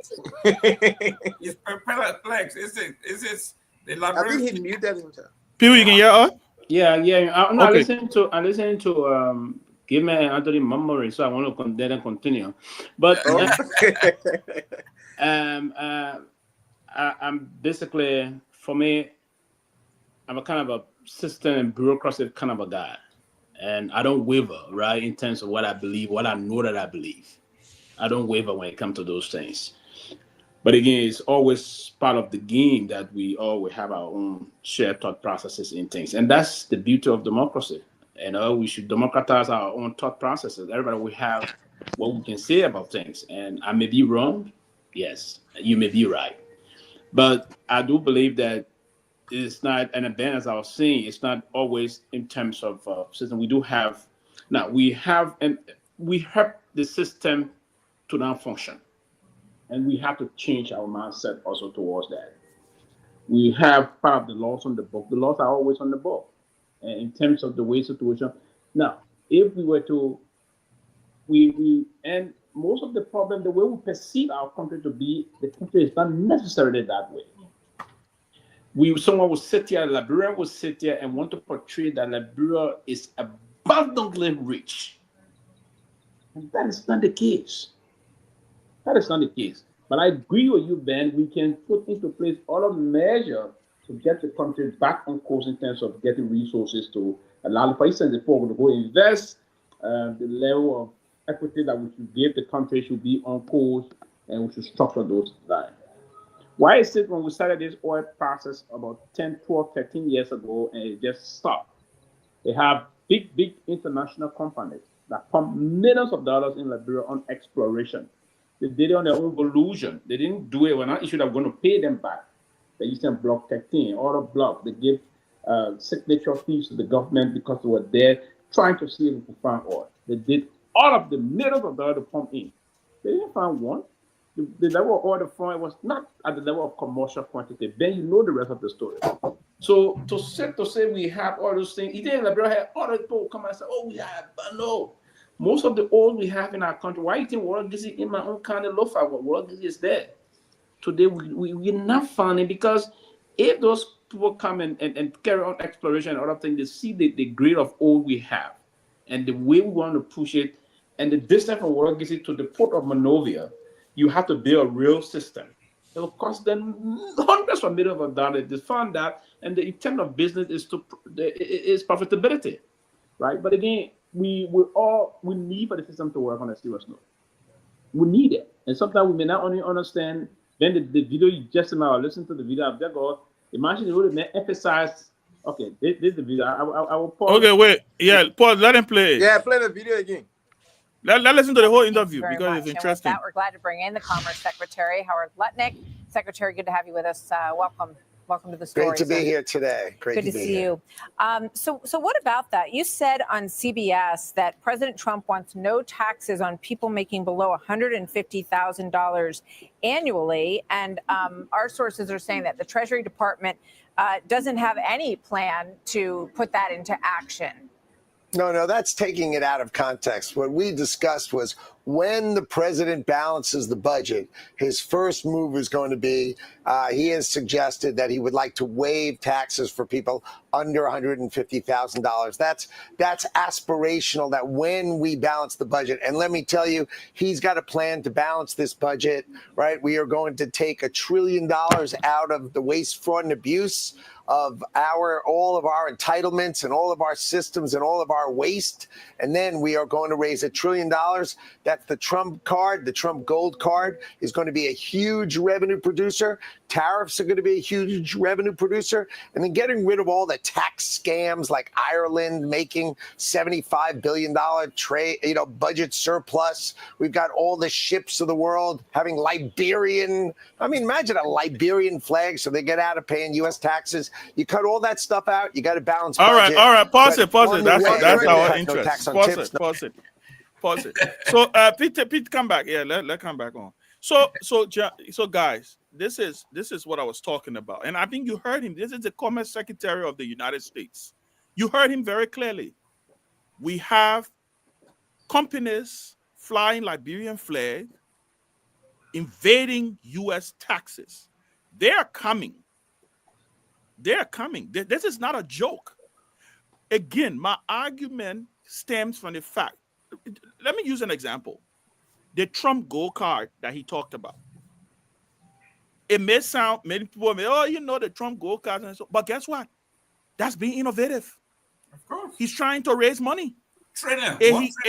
If he can sell green cards to raise money, he's trying to raise money. The issue is we give out millions of DV visas a year. For free. Imagine what we would do if we were selling one of those DV visas. I'm just using that, right? To counter that, it's not free also. Those people come and work and pay taxes to the government. My man, Pewee, man.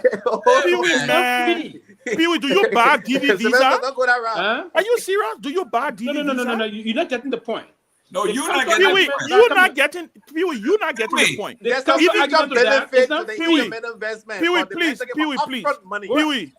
but the man's talking about raising upfront money. Nobody say when you come to America, you don't work and pay. When you come, you work. When you come, you work. You are earning. Yes. When you work, they're not serve it to you on you. When you work, you pay taxes. So you can't use that analogy.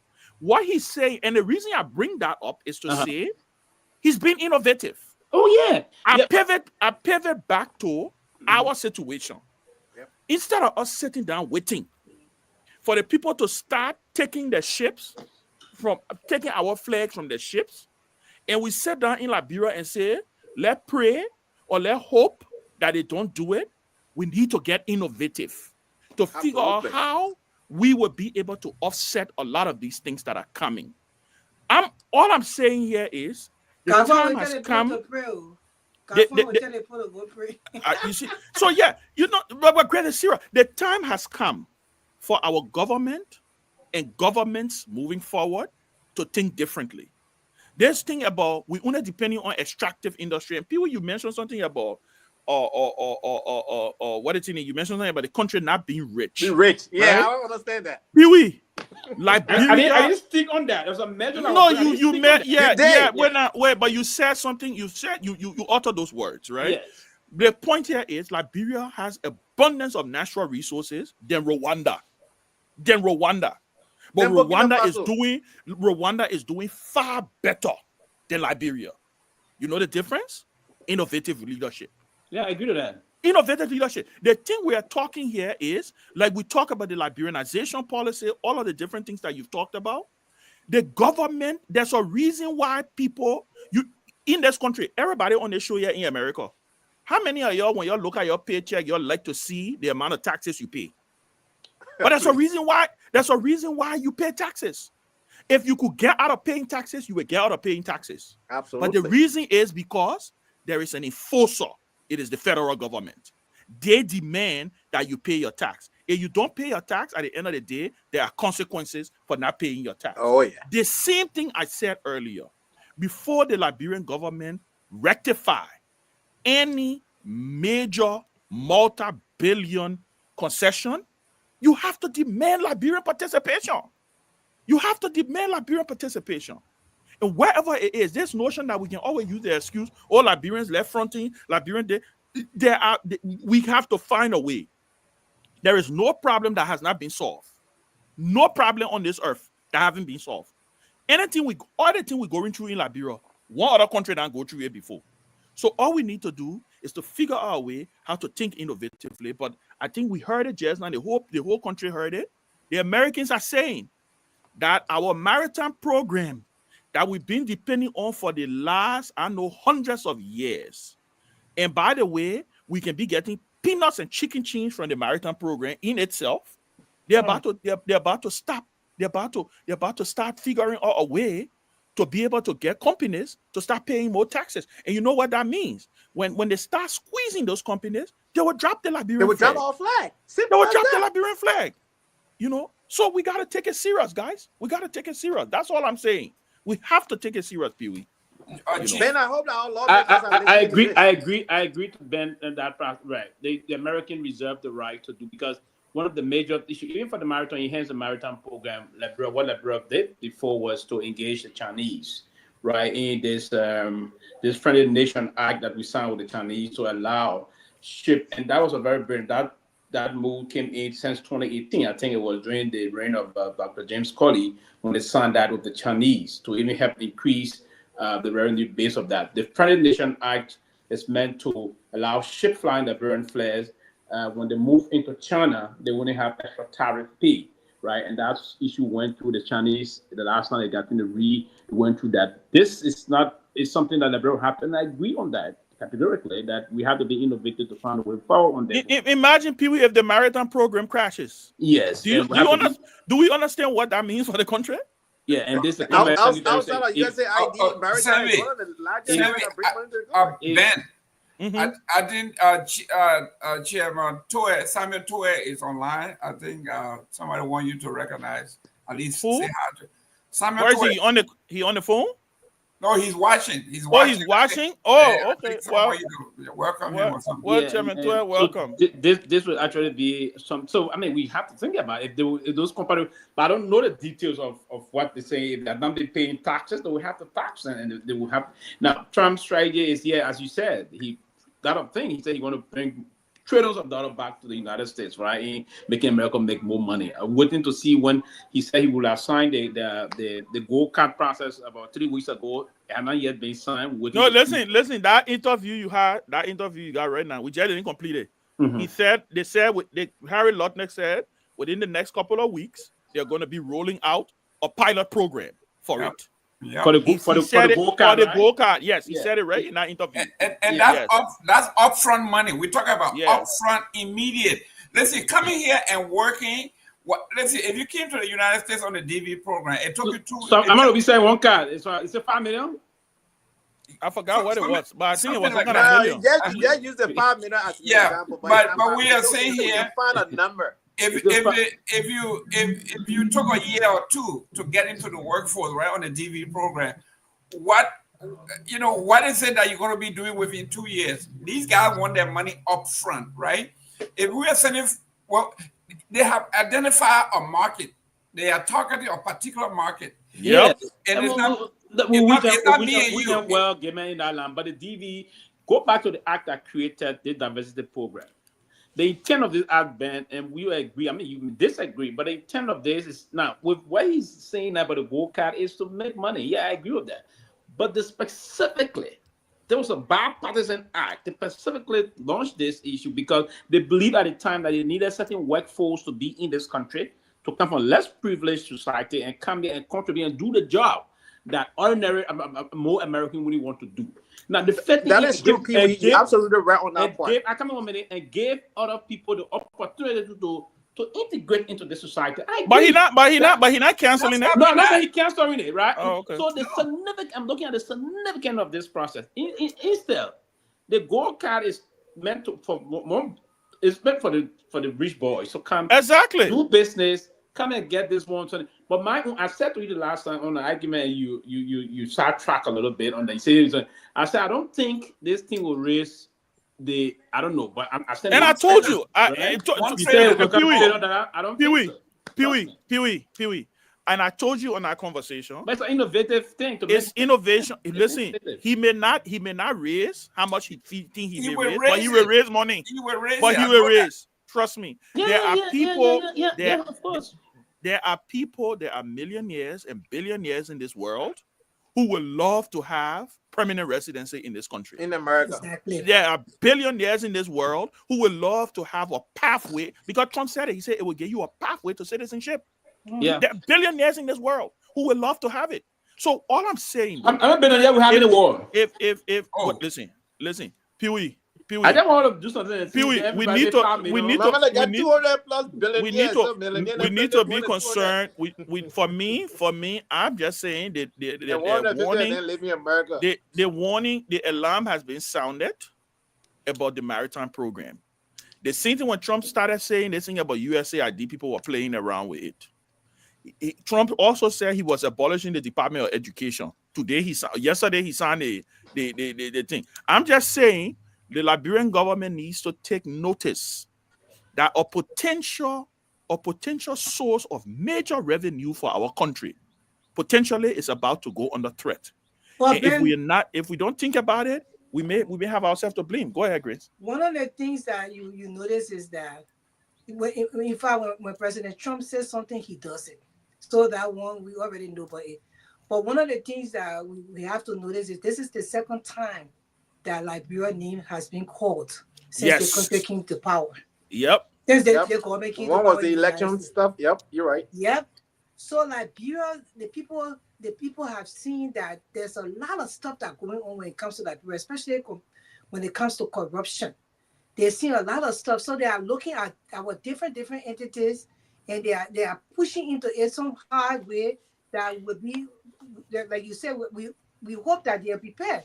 So with every entity in the government, when things happening, every company, even if you open a restaurant, you always have to have a plan B just in case of certain things that will go wrong. So we'll be hoping every day that they have a plan B, because their maritime program, the way they're looking at it, when Elon Musk just made a mistake and said something about that, Donald Trump going after it. Because he knows Elon Musk, Donald Trump, he'll act.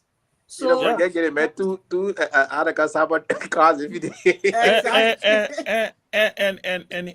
And we have to, again, like I said, so it comes down to what we said. We admonish our government to start to think outside of the box. We admonish our government to start to find innovative ways on how we can raise more revenue. And it's not about only taxing. It's not about taxing the poor people in Liberia. No, Not enough. it would not get you that. It would not get you that. You muted, Pewee. But you can't see You the muted. estimate saying that everybody who makes $100 and something thousand in America less, I think $150,000 less, they're trying to see how best they will stop taking taxes on their money. So they're still going to benefit us in America. You know, if people who make $150,000. So if the people have to do it, because they put in America first, and that's the program. Don't be too excited, but I want Donald Trump tax cut would benefit the top tier. I agree, Ben, whatsoever with the shared thought process that we need innovation is the way forward, and particularly on this issue about taxing companies that are flying our flag, right? It's a very serious situation. But again, we just have to wait and see what's going to happen in the government and the authority. If so, we want to structure things, and we will sit and review what's going to happen now. But I mean, this is the second time. Yeah, Grace right. This is the second time the country needs coming up. And that's why I agree somehow with Amara when he reacted to, and most people back in the country, most of the journalists are back in the country when the first time they call our country need $1.5 million. There are millions and billions of dollars going in other areas country. They need to say $1.5 million for voter confidence. Yeah, but are there money, Pewee? I'm coming. That money was never even, that money was used for some of the structure of saying they want to put into place a system given to civil society to just do the issue of voter confidence in the country and do other work. And I agree, it's their money. They should save some of those things. And I also agree that we need to now find out if those companies, because there isn't an arrangement. And again, that's one of the process. It's part of it that we now have to sit and review in terms of how we can leverage our foreign policy orientation on the baseline of our foreign policy. There have been negotiation of that kind of a part of the bilateral relationship that are subsisted between our two countries.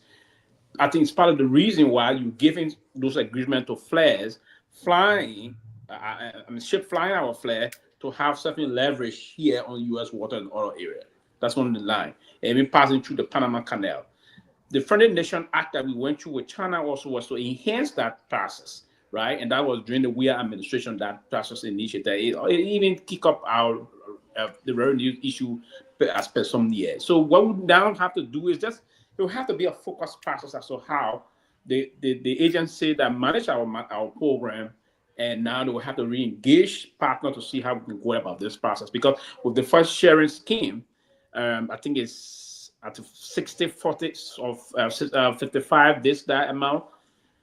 The program itself is not managed by us as a government. You should know the rest of the story, Ben. It's not managed by us.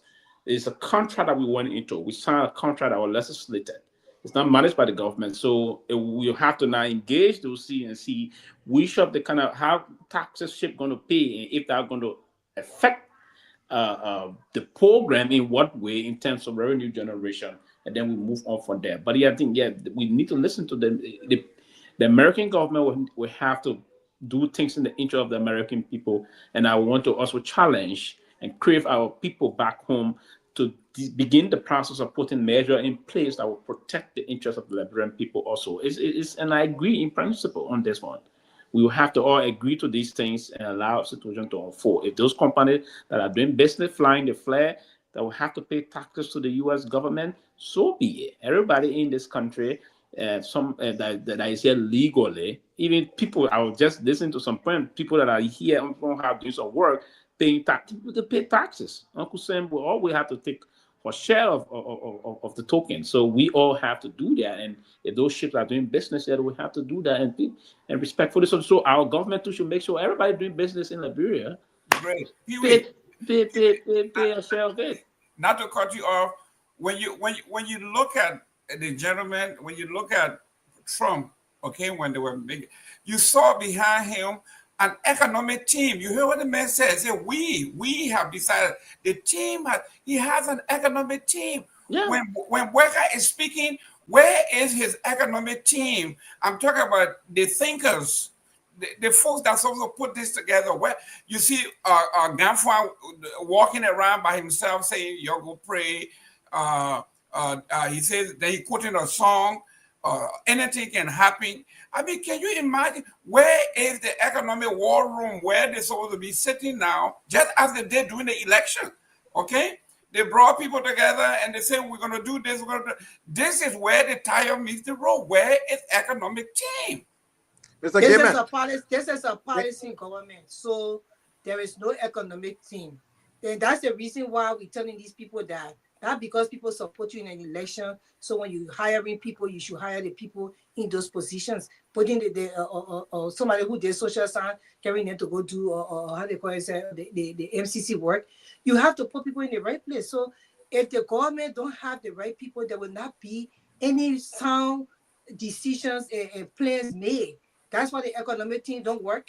That's why the advisors to the president don't get him the right advice, because all these things, all these people were put into positions because they were UP partisans, and they fought for, they did a propaganda in a campaign to get Joseph Waka to power. That's just it, my brother. That's the reason why the country is suffering by the day, because the people don't see it wise to just say, you know what, we'll take the competent people, although you didn't vote for me, although you said something here that was not right, or maybe you said something I didn't like, but I see that you can do this job and you got the expertise, you have the experience, you know you can implement some stuff for me, so I will put you in the position. So that's how the country is backwards, Mr. Gaiman and the rest of y'all. That's the reason why the country is backwards. That's what I have to say. Anthony can come in. Another sad thing is the other day, on the show, I disagree with my dear brother Pewee. The finance minister Garguah, it came about wherein a few people called on OKFM and giving the title Minister of the Year, and we're discussing that conversation. And within that discussion, Pewee mentioned his portfolio and other different things. What good it is for a person with a beautiful portfolio if your country is not benefiting from it, if you're giving the responsibility to lead. We saw the same finance minister launch on January 15th of this year the 5 years plan of this administration, $8.4 billion, if I'm not mistaken, of the figure.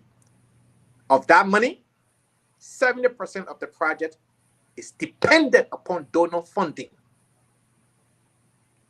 And the other 30%, some part of it, are remittances from diaspora, Liberia, and other domestic revenue generation. You cannot create a plan as the captain of the economic team, and that plan is solely dependent upon donor funds. You are not innovative. You are not. It's like me telling, if Ben send me money, I will take my girlfriend out, kind of thing. So if Ben does not send me the money, I can't take my girl out, right? This is not how you put your country first. You must be innovative, both domestic approach and international approach in ways, but focus on the domestic revenue generation first. Anthony, I want to ask you a question, because I think you've been a little unfair to Garguah. But let me ask you a question. Go ahead. What would be and I think I understand where you are going, right? That the entire plan, which is a fact, right? 80% or 60 or 70% of the plan 70% is tied to external funding, right? What would be some of your ideas of how we could be able to generate resources to be able to fund our development? Great. Well, why should the young man get an idea here for free? No, give it. But are we talking? I'll give it. And this idea sort of comes from the ANC platform. And I will give it. And it comes from the ANC platform, right? You invest, number one, electricity. Focus on electricity. Number two, focus on agriculture. And number three, focus on healthcare and education. But where are they going to get the money from? You say yes. invest. So where the money going to come from? Yeah. So let's look at the money now. We look at benefits, not salary. I always talk about benefits, right? Government official, elected or appointed, their benefit is 2 times their salary. Let's take, for example, the current acting bank governor. He gets $7,000 cash allowance, $5,000 housing allowance. Anthony, I'm making this thing interactive. If you were to take the governor of the central bank money, yes, if you were to combine all the salary in Liberia, will it and put it in electricity, will it fix electricity? So if we reduce their benefit, they keep their salary. That salary they can keep. Nothing touching their salary. We cut off all the unnecessary benefit that they're getting. the incidental article, travel, incidental, emergency, maintenance fee on vehicle, all that different things. We cut all of those. We will be saving close to $150 million a year. $150 million ban. You can take $50 million and put into electricity, and also use the commercial banks of Liberia to also invest into electricity. How? But the Millennium Challenge Corporation, when we got the compact for the Millennium, we got what, 200 and something million from the administration. Yeah, I think about 80% of that money was invested in the electricity.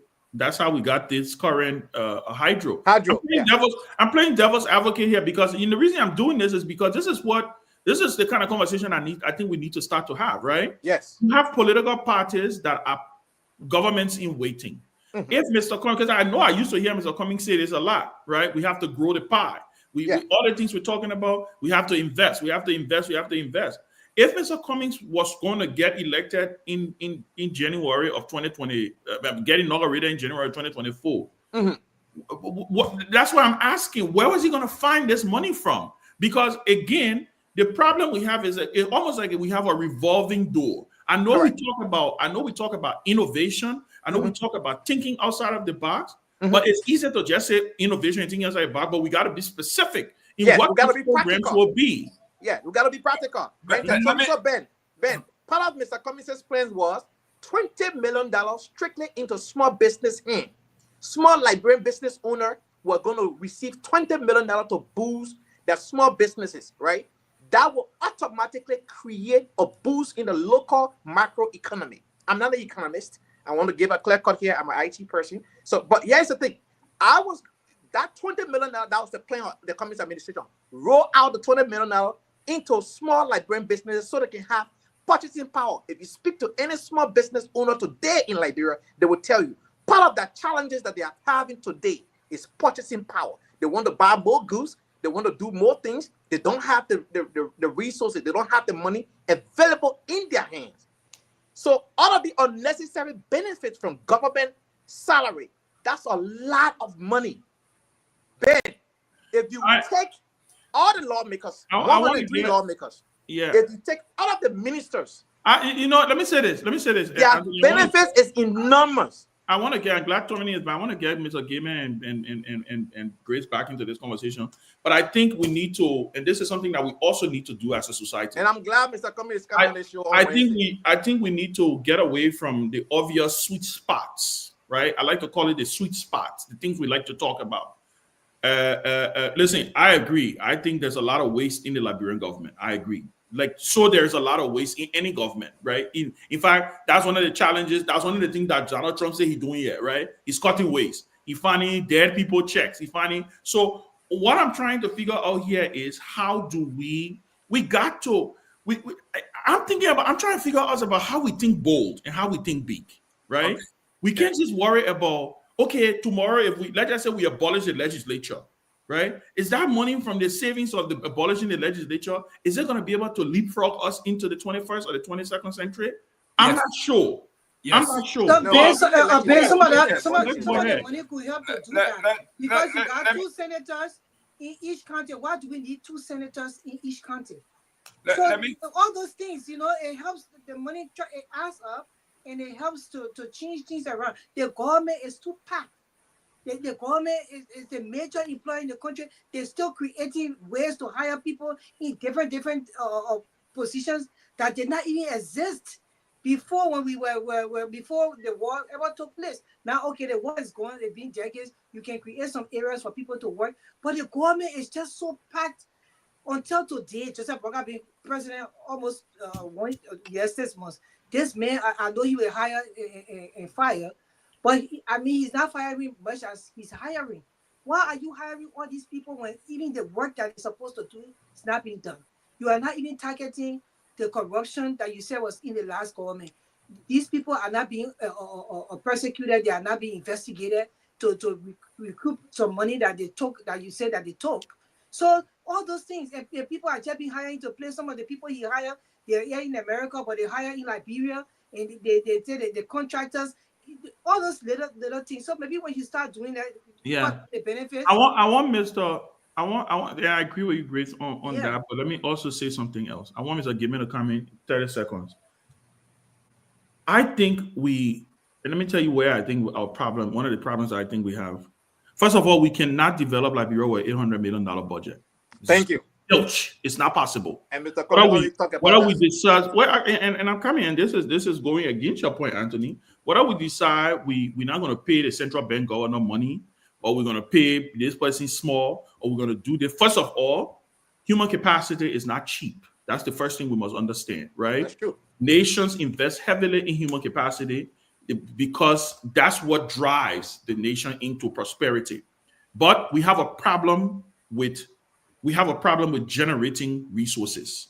$800 million is no budget. Listen, the school district in some states budget is not $800 million in this country. Before I say some states, right? Other countries, there are countries on our African continent that got $2, $3, $4, $5, $6, $10 billion budgets, and they still have a problem.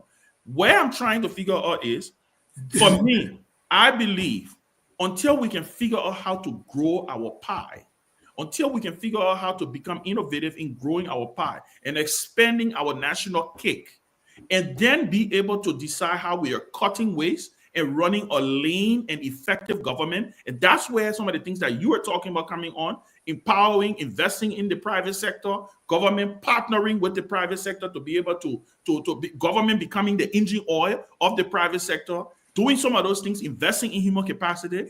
I think we're going to be continuously, we're just going to be talking if we're going to be stuck.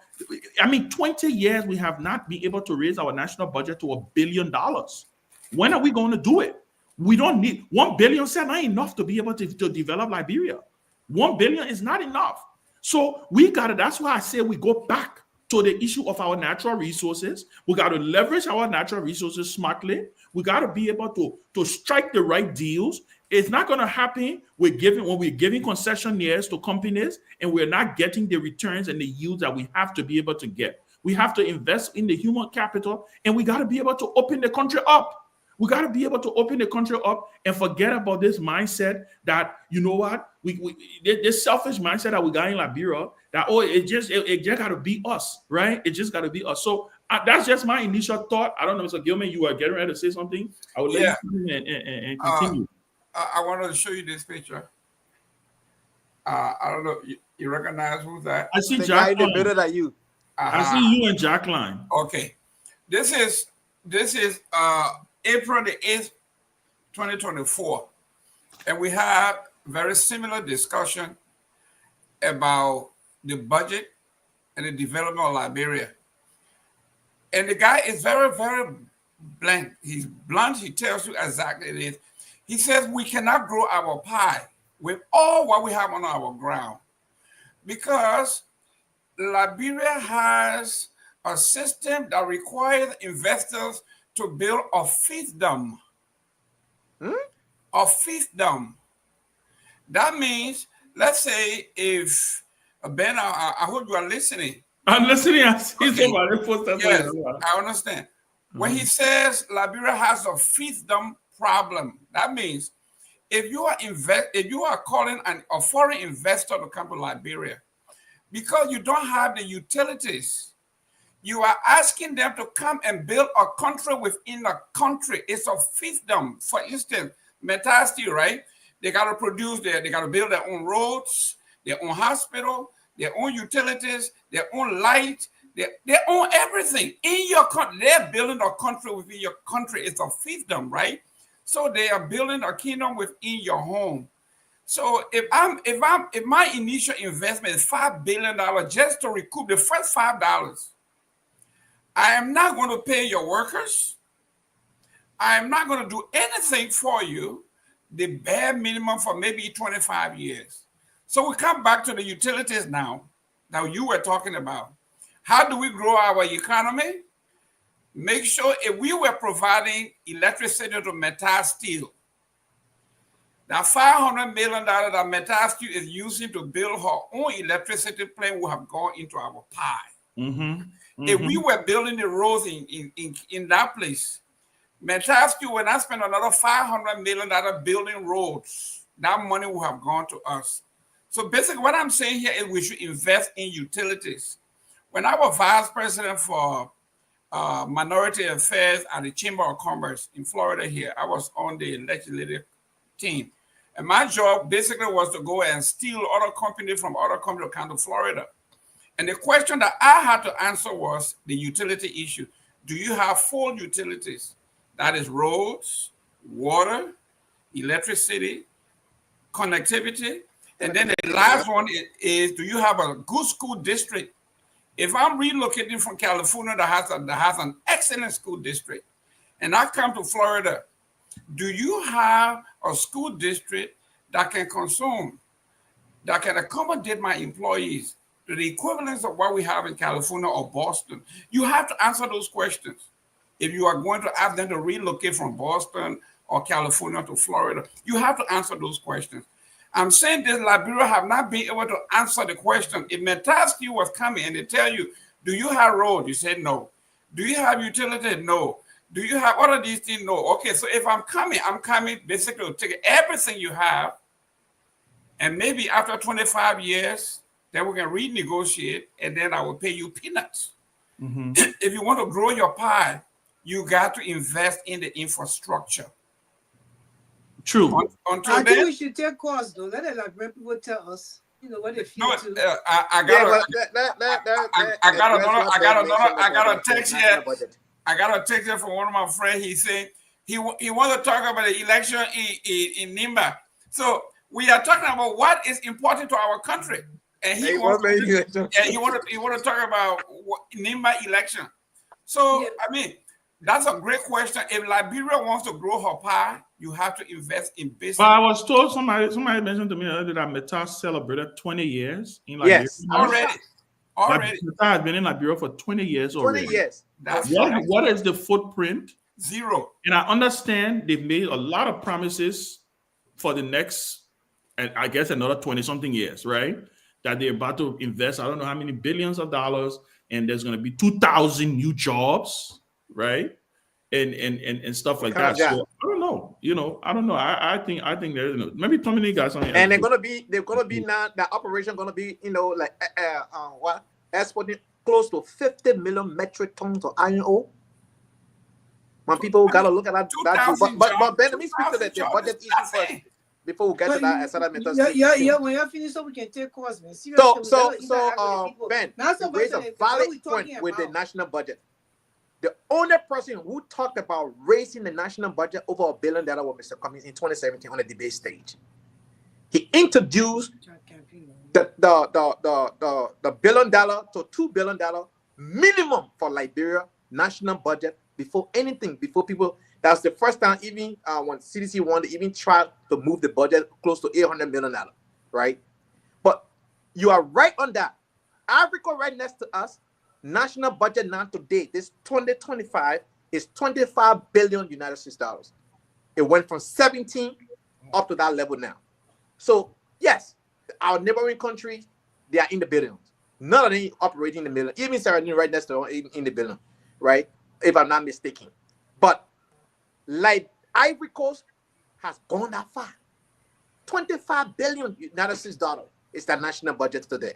So Liberia needs at least $2 billion to $3 billion before we can address, because right now, if you look at the current national budget, just salary recurring expenditure alone cut down that national budget up to almost half of the national budget. What education going to get? What agriculture going to get? Healthcare, all of the different things. So yes, we need to raise the national budget, and I'm glad that Mr. Cummings will come on the show and he will better explain, because he's the person who is a financial guru, who understands finance, who understands economics, who understands that area. So the Liberian people will have an opportunity. My brother. He's a manager. He's not a financial guru. He's a manager. Listen, Then he help the people of Maryland. Say he win, yeah, he can be helping the people of Maryland. But Grace, why you always gotta attack the man when you call it political leader? She feel very intimidated when you mention Mr. Cummings. The man calling a political leader. Yeah, anytime mention Mr. Cummings, she feels the need to respond. They will not let, you know, she doesn't like Cummings. We can't help Cummings out. You must have met on the man call a political leader. Does not like Cummings. I said if the man could just help Maryland contest, will be happening. In the meanwhile, until they elect, okay, thank you. We'll take your advice. Can I finish my statement, please? Thank you for the advice. All right, Anthony, you got 5 seconds now. Yeah, I got 5 seconds. So yes, guys, the national budget, we need to grow our national budget, and like Mr. Cummings called it, that border rights, everybody got to have access to that border right, but you got to follow the rules. Thank you very much. Tomalin George, I mean, somebody can ask you let me tell you something. Ben Sanvee, man, is something else. But you know, what's it? You know him myself when we had in North Carolina, my two he broke. I told you that that's true. I said Benedict is a son. He said, oh no, Ben, I no son. Anything happy. Ben Sanvee solo. I'm not saying anything bad. What I'm saying is that with all the ideas that all Liberians have, and if you have the money, you need to start from maybe your county or maybe the eastern region, the region that you are from. Then you want to run for president before 2029, you start to do all these things. The people will see tangible and say, oh, if they make it to the thing for the region, then mean that he can do it for Liberia. What we're saying, you don't have to gain the presidency to do it. Is that a record to become president? It's not a bad thing. I'm saying. No, I didn't say it was a bad thing. It's not a bad thing. Because it just happened that when I speak before you can talk about it. That's all. A lot of people doing work in the country, and we're not going to do any more monkey web baboon joy. It's not happening. Like my bling on the kind of well about today in Nima. Ain't running campaign now for your candidate now. You know, Jeremiah Kunja made a statement. Is he here? Jeremiah Kun, the vice president, he a friend because bling in the race. Ain't promoting your candidate now. I'm going to have my own political leader. You go from representative position. How you can call bling small but when bling older than you the vice president. So how and you had a chance. How old is Bling? Bling born 1977. When the vice president was born 1978, right? Oh, so he okay, yeah, that 1 year been there. So you won vice president. We all cry. 79, 80, about 80. Jeremiah Kun, man. You know when the book bring her knee here, sometimes can talk for him, but I don't speak to Jeremiah Kun. Kun, if you listen clearly. Somebody to work on the platform, brother, man. But Kun, if you listen clearly. That people gave you the chance to be vice president. Yes, you chair woman of a party. I don't know. If that chairwoman better, I can't speak the truth and let it stay. You would drop a lot of people away. You would drop people from bed. You would drop people away. You're not advocate no more. That y'all like when people when we say, oh, don't speak the truth, or just pet the people that want. No, you are a leader. If you're speaking that, you would drop people away. I will speak to Jeremiah Kun in this. I will speak to him. So give me a chance. Let me speak to him. Mr. Kun, Mr. Vice President, you are the Vice President of Liberia. You were born 1978. The Liberian people gave you a chance to be in that position. Lucky for you, you roll on Prince Johnson back to get there. Because if they left with you not be behind Prince Johnson, they said maybe you still represented. Yeah, or you represented somewhere. You're not even going to hit that senator position. Let's be clear. Do not see a young man in a race like yourself, my brother. Then you say the man should get a coca chance or whosoever chance to take the position because he need to start from some representative, or he need to start from a lower position. Why not the same thing you telling Cummings? Is that calling for going to Maryland? Easy, thank you, young man. Why am I telling Cummings? He said Cummings on both sides. Okay, he got a big guy. Maryland. No, it's not a thing. You compare apple to oranges. I am saying to you. What I'm saying to you is my Myean had paid his dues. Oh, but that care. My Myean had how they call it, Nima Kante, that Nimbadians benefit from. He was Inspector General. He went to the beginning to from the beginning to the end of Nima Kante, and he helped people on the back. That boy had done a lot of work. For you to sit the bomb and put yourself behind, just because you want to push a coca there for interest. and then you say the board are small, but why he even older than you and you vice president of the country? It's very disrespectful. That is not what I'm saying to Cummings. I'm saying if you want to be in the lead, if Cummings want to run for president, I'm saying you must start from representative position. I said start to build where you came from. Let the people see you. But Cummings, Just check the Cummings Africa Foundation. okay, wait. To Cummings' defense, Grace. To Cummings, exactly. I was just about to say the Cummings Africa. Thank you for tapping it. Cummings have done. Other people talk, man. When they call it, you shake it too. Like, calm down. No, you just don't like me. That's all. Okay, Anthony, that's true. Can I come in a little bit? Yeah, Pewee, you coming on after me? I beg you. The Cummings, Grace, in Cummings' defense, right? Mm-hmm. He has done a lot, and I know he has, right? Can Cummings you list the things? the problem Cummings have had, right, is he has not been the typical Liberian politician to take his contributions and highlight them, which I think hurt him. It did. It has hurt him a lot, right? He has a major foundation in the country, the Cummings Africa Foundation. He contributes and supports a major school in the Cummings STEM school. He's been doing a lot of stuff. I do agree with you that they have to be a no, but no, you can't say we are doing it. You're working like the investment to Mr. Cummings. Can you give me a chance? I have 27 people on scholarship. Even in the man have over 100,000 people. He's talking about 27. All right, let Pewee come here. Let Pewee come here. I'm talking about major project that they grilled that in Maryland. Mr. Cummings elected for the entire BDRE campus. Then you will talk about your 27 people. Are you serious? When you talk about what Mr. Cummings has invested in Liberia is more than what Billy have done. Are you kidding me? Let's just be clear. I have nothing against Cummings. In fact, I supported the May 2017. You supported Cummings? No. Where? In the back. Every time I met you spoke against Mr. Cummings. What are you talking about?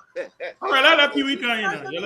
Let come in now. You be mature. Let's talk. Let's talk. Let Pewee come in, please. Yeah, let Pewee come in. Let Pewee pour water on it. Let Pewee pour water. For me, just the information. Foundation. Who get time for foundation? All get foundation, please. For me, just the information side of it. Then I try to, when things happen, to reform our people. But Anthony, I agree that Mr. Cummings being around, you talking about what he been engaged with and what the individual they have done back in the country. Can we talk about Cummings Benedu? No, I'm not. Yesterday, I want others to. No, I'm not. Yes, up to today, I have received more than. You have received larger? For my personal, how to call it, messenger. No, I don't read a news messenger like that. Most of them, I just received an attack today. They say, "Oh, that means Jesus Christ will come to do something." I said, but Jesus, I said Jesus Christ will have to come run campaign. So, but listen, your political leader, a good friend of Mr. Cummings, and and that's one of the reasons sometimes I'm very measured, and meticulous as to engage politicians, because politics got to come a way of bringing strange fellows back. Exactly. Together, right? So, Cummings may be. What if Cummings becomes the nominee for CMC? Yes, and what do you mean what? It's possible. Because Mr. Cummings, they have good bodies. It is possible. It can happen.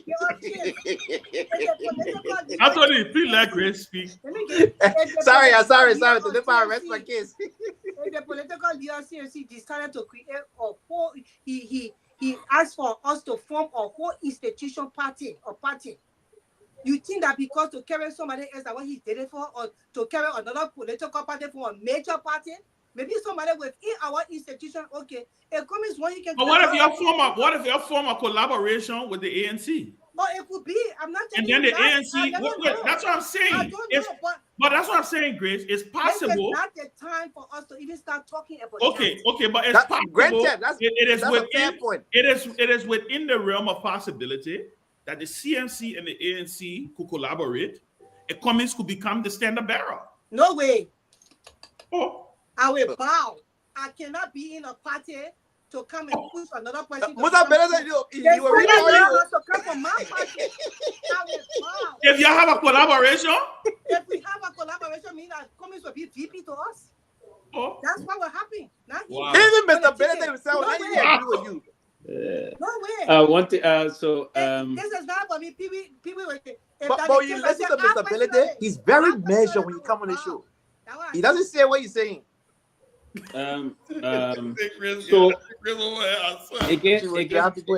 again, politics. As my man gave me a first thing, he said you take somebody with political science, you manager somewhere. But Gimme forgot to know quickly that the man that will read political science is more philosophical. It's a politic giant. It's a giant of all the sciences, right? So anyone that read political science can be a very good manager because you understand the combination of all the sciences. So Gimme, you didn't know this. I thought to tell you a good politician. Listen, I have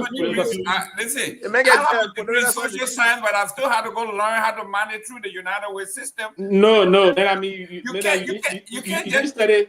Okay, Gimme, let people learn. Let me continue. We'll just start track. One thing I know is that I believe in, normally when I read the Book of Prince, I always love to go back to the Book of Prince by the great Machiavelli, one of the greatest political philosophers of all time. The justification that the end can normally in politics justify the means. And so when it comes to those kind of political predictions, we leave it open. But when I know, it kind of do those things. But it's possible that a lot of things can happen and we're going to move on. But then I try to go back to this whole statement coming from the Commerce Secretary because we, sometimes political pundits, we'd love to put some concentration there. Now, one of the things I just found out that, if for instance, if an American owns a ship that is flying out of flare, that ship wouldn't pay taxes here. It's one of the issues there. But it's not that much of them that are flying the flag of Liberia. The major two carrier of our flagship is Greece and Germany, right? So again, and the total amount of money, it's not so, from our budget, the total money we're getting from the maritime program every year is around 35 million thereabout, right? It depends when that's what you serve at the time. So, and out of that, 70% of that amount of money is coming to the government of Liberia, and then the 30% is going to the agent. The agent that manages, we don't manage the program, it's managed by this guy, right? So it's 70. But this guy is headquartered here, though. This guy is headquartered here. So all of this, in Virginia.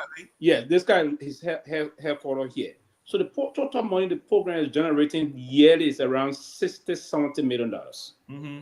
If you take all program expense, meaning the center that control all of the ships that are flying, the Greek office, the London office, the Argentina office, the office here in Virginia, the office in Monrovia, the technical school we have in Marshall. If you take all the program expense for that, then the government would take 70% of the rest, and the agents would take 30%. Of the 70%, the consolidated, like for instance, the authority itself, that the Maritime Authority in Monrovia, would take around maybe 100% of that. It will be around maybe $5-6 million. Then $2 million go to the technical school, and then the rest go over to the consolidated account.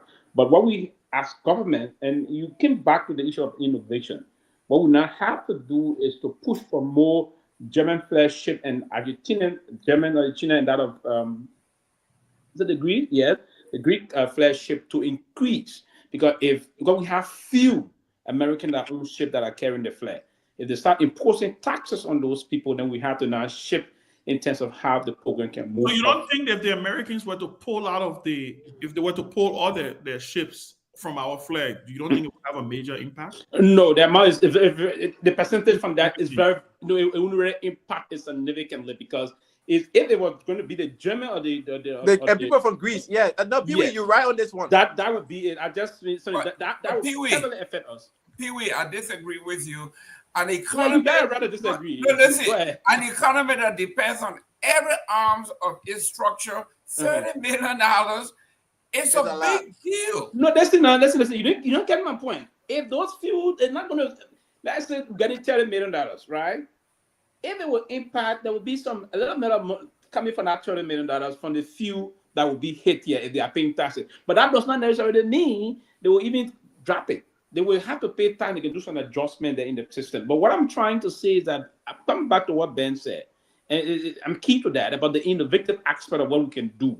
Now, why are those kind of policy meandering we can put in place? How can we structure our system to say, hey, this is how we're going to engage it, and this is how we're going to try to do what we do own. We own also. There's a little revenue we generate from that. We own the agent through the government level. Own that now. We own a very huge building in Virginia. There where the agent is having a structure. Got close to 200 employees managing all those ships. Got a call center. Got all those things unfolding. They got other institutions that will pay rent, and we will cover that. We'll still pay mortgage for that building also. And we'll order I think 5 offices we have across the world that are managing the program and all those things. So the innovation process will come to bear as to now what can we do on this? Can we increase? Now, one of the things before we push, I think when Dr. Colley was stayed there, we pushed at the time was increasing Liberian seafarers, sending more Liberians into the Maritime University in Accra, Ghana, to the Maritime Training Institute. Also, we have in Monrovia in Marshall to capacitate most of our seafarers, so those seafarers will have the means. Because if you employ more Liberians, and that's one of the reasons we did, bringing on more seafarers to have employment on the sea. So most of those people will be deployed and have employments. That is another way of economic viability, also making them more vibrant economically and show that they support the system. You train and you remember at the time, if you can recall, some years back, some of these guys were doing some training during the Myean casualty reign, where I think 4 or 5 of them got killed, right? Through that training process in Monrovia brought some issue up. So a lot of other ways we can do it. We push for most of the people, more Liberians to get trained from the training institute, and then they will get employed, they will get some employment on the sea, on the international waters. And that's one of the level. We hold a share in the Maritime Regional University in Accra, surprisingly. We do have a share, we pay significant share into the Maritime Regional University. We pay our quota to the International Maritime Authority in London. People, you say all of this will say, woman, don't worry about But people, why they can't establish one of these universities in Liberia? That was my concern actually. Why it couldn't, but because I don't know why they established in Ghana. But because we did second. I think we beat Panama now as the largest flare vessels carrier across the world. They kind of fluctuate between the two countries anyway. No, but I'm not saying we shouldn't worry, but we shouldn't always right. But then you just said it last time, said we need to be independent. And you are saying something. I agree. That's what I'm saying. So for me, the innovation is we engage all that will be willing to keep the innovation. Yeah. And also push into the Friendly Nation Act. Now, what the Friendly Nation Act will help us do, and that's the significant aspect of it. This Friendly Nation Act that we did with China, it was going to help us to increase our revenue by almost 25 to 35%. And the current commissioner did sign and renew it. It got signed during the Weah administration by Dr. James Colley in 2018 in Beijing, China, right? I can recall that. Then after that, it was to be signed after 4 years, but it didn't get re-signed 2020 because the Chinese they were angry with us after we voted against them about a human rights record, right? So they didn't sign it, but recently during the Buck administration, they did sign it, and we can make significant use of that because that can also help most of the ship flying our flags. Whenever they are in Chinese water, they are in China, the Chinese will get them the leverage. Right now, the agreement we did, the Chinese really help, and it will help to even beat the process of because the ships are having smooth sailing line between the coastal water of the international water of China. They're going to help the program also to move forward. So there should be more forward-thinking process in terms of restructuring the policies around the program that will protect what the program is already contributing towards the national cake. Thank you. That's the intent, and I would believe that we shouldn't get over the panic about it. But we need to put acts back together as country and people to do this thing. Because it's the second time our country have been called. 1.5 million are called. The other one they call also we have to be brave. And last year, 5,000 visas were issued. Only 126% return. Liberia been on the radar of America. Thank you, guys. Let's try to bring the Ansu or Henry or whoever in the studio. Every African country will do that. Let's try to take some calls. Every African country want to do that. Yeah, let's try to take some calls, please. Let the people come and participate. Tomalin, how do you can do this call thing now? You know, I haven't been on the Are we going to talk about the endorsement today? Which endorsement? And what I was hearing somebody say the vice president endorsed Guar. Well, I mean, I don't think that's news. He was. Come on, that news there. I mean, that was his candidate, right? Was there anybody We else? already know. Even that current event now. Representative Benedict was here the other time and said the men should stay out of it. That would be a better thing for the club. But we already knew that you're going to. I mean, why are you calling Billington name? They didn't call Comey. Why are you calling? You let the people. You're looking for fuck. You Jimmy, please stop instigating here. Yeah, man. Please stop. Don't mind Jimmy. You can call all the presidents on the show. They will not article general. As soon as they need Comey, they will go again. Like trouble. We love you know what? When you see Grace that come now like that. They're not talking in the chat room. They're not talking in the chat room. They're not talking. That's a strong message. Yeah, we disagree with to agree, but we love our ANC brothers. They're not talking in the chat room. They're not talking in the chat room, Grace. You gotta calm down. Welcome to politics, Madam Chair. Madam Chair, Madam Chair, we love you, Madam Chair. Welcome to politics, Madam Chair. Y'all, listen, you just gotta love Grace. Trust me. But we gotta do the housewarming now, Madam Chair. One day they will housewarming for Grace is just passionate. She's just passionate about what she believes in. Oh no, she is. You gotta love her. You can't. That's why when I see people getting vexed with her, I'm just like, how you get vexed with Grace?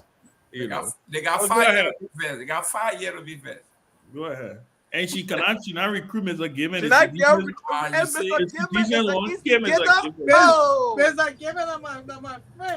That's right. Yeah, right here. And you get a good supporter because when I met behind you.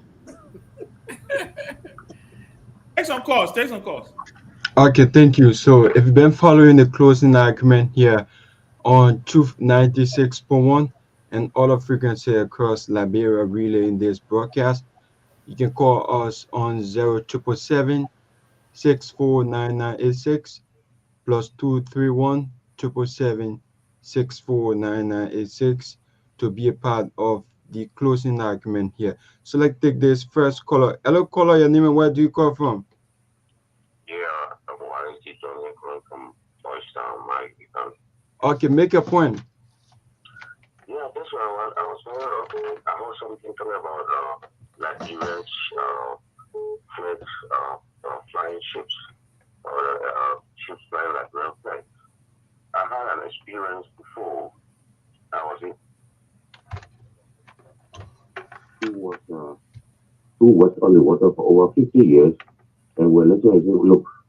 Liberia is supporting with their flag, if only because according to his experiences, every ship that ever fly Liberia flags will have Liberians employed on their ship.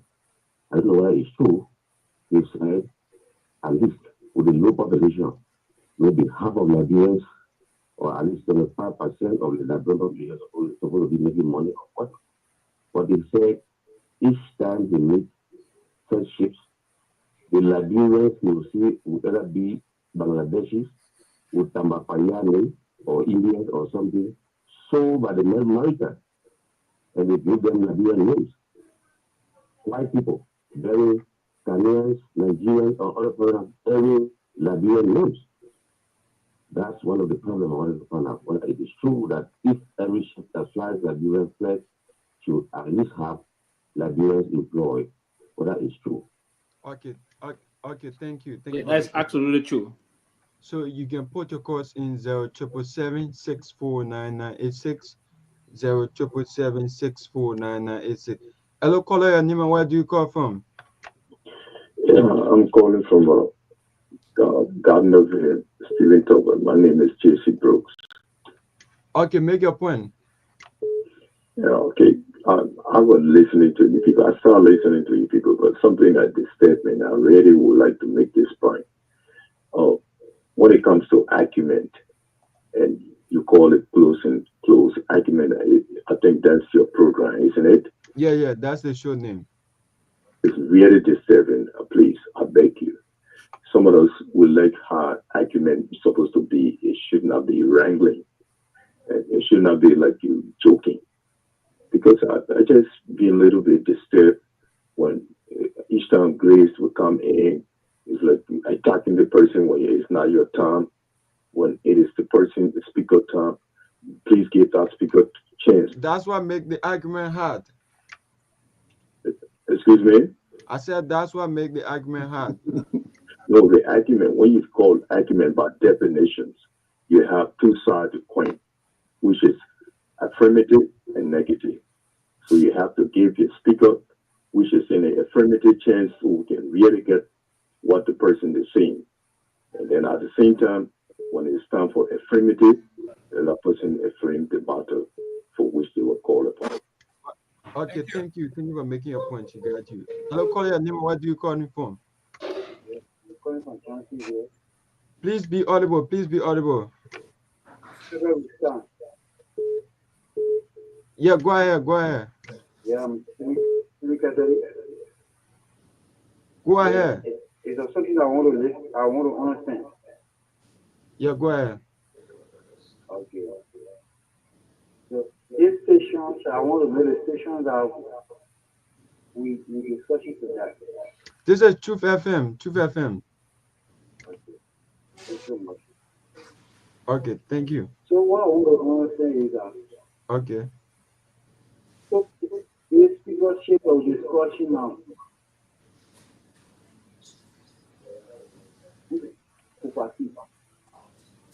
You are coming in low. Please be audible. Okay. So I want to understand the speaker with Liberia. Who is the speaker in Liberia now? So for the question. Okay, thank you. So 0777-649986. Okay, so let's take this WhatsApp call. Hello, caller. Your name and where do you call from? My name is Michael Jabo, and I'm calling you from Iowa, Des Moines. Okay, make your point. What is on my mind have to do with the president traveling to Ghana to take his wife for treatment. And what bothered me is that why the president who came on the matter of rescuing the people is not taking his wife to the JFK for treatment, but doing the same thing that other people did, carrying his wife out of the country for treatment. So how will we have a change? How will they rescue the medical sector? Is my question. Okay, thank you. Thank you so much. So 0777-649986 plus 231-777-649986. So let's take this caller. Hello, caller. Yeah, please stay away from your monitor. Your name and where do you call from? Yeah. Good evening, my dear brother. Yeah, your name and where do you call from? Yeah, my name is Idrissa, and I'm Idrissa Sombai. I call from my brother residence. Go ahead. Yeah, go ahead. Yeah, my brother. Let me say hi up to my senior brother Ben Sanvee. Yeah, and my senior brother. Yeah, Mr. Pewee. Sylvester Pewee. I'm a proud nationalist. I believe in people who seek truth to power. It's just a sad point for our nation to have the president of the land. Why would you be destroying your country? Why would somebody say for you? Why can't you try to develop the little health sector within your country?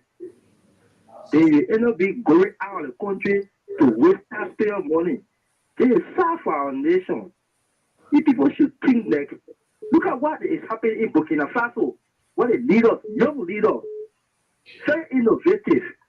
But why our own president who spent 42 years, have 42 years experience, is always slipping into cowardice? Why?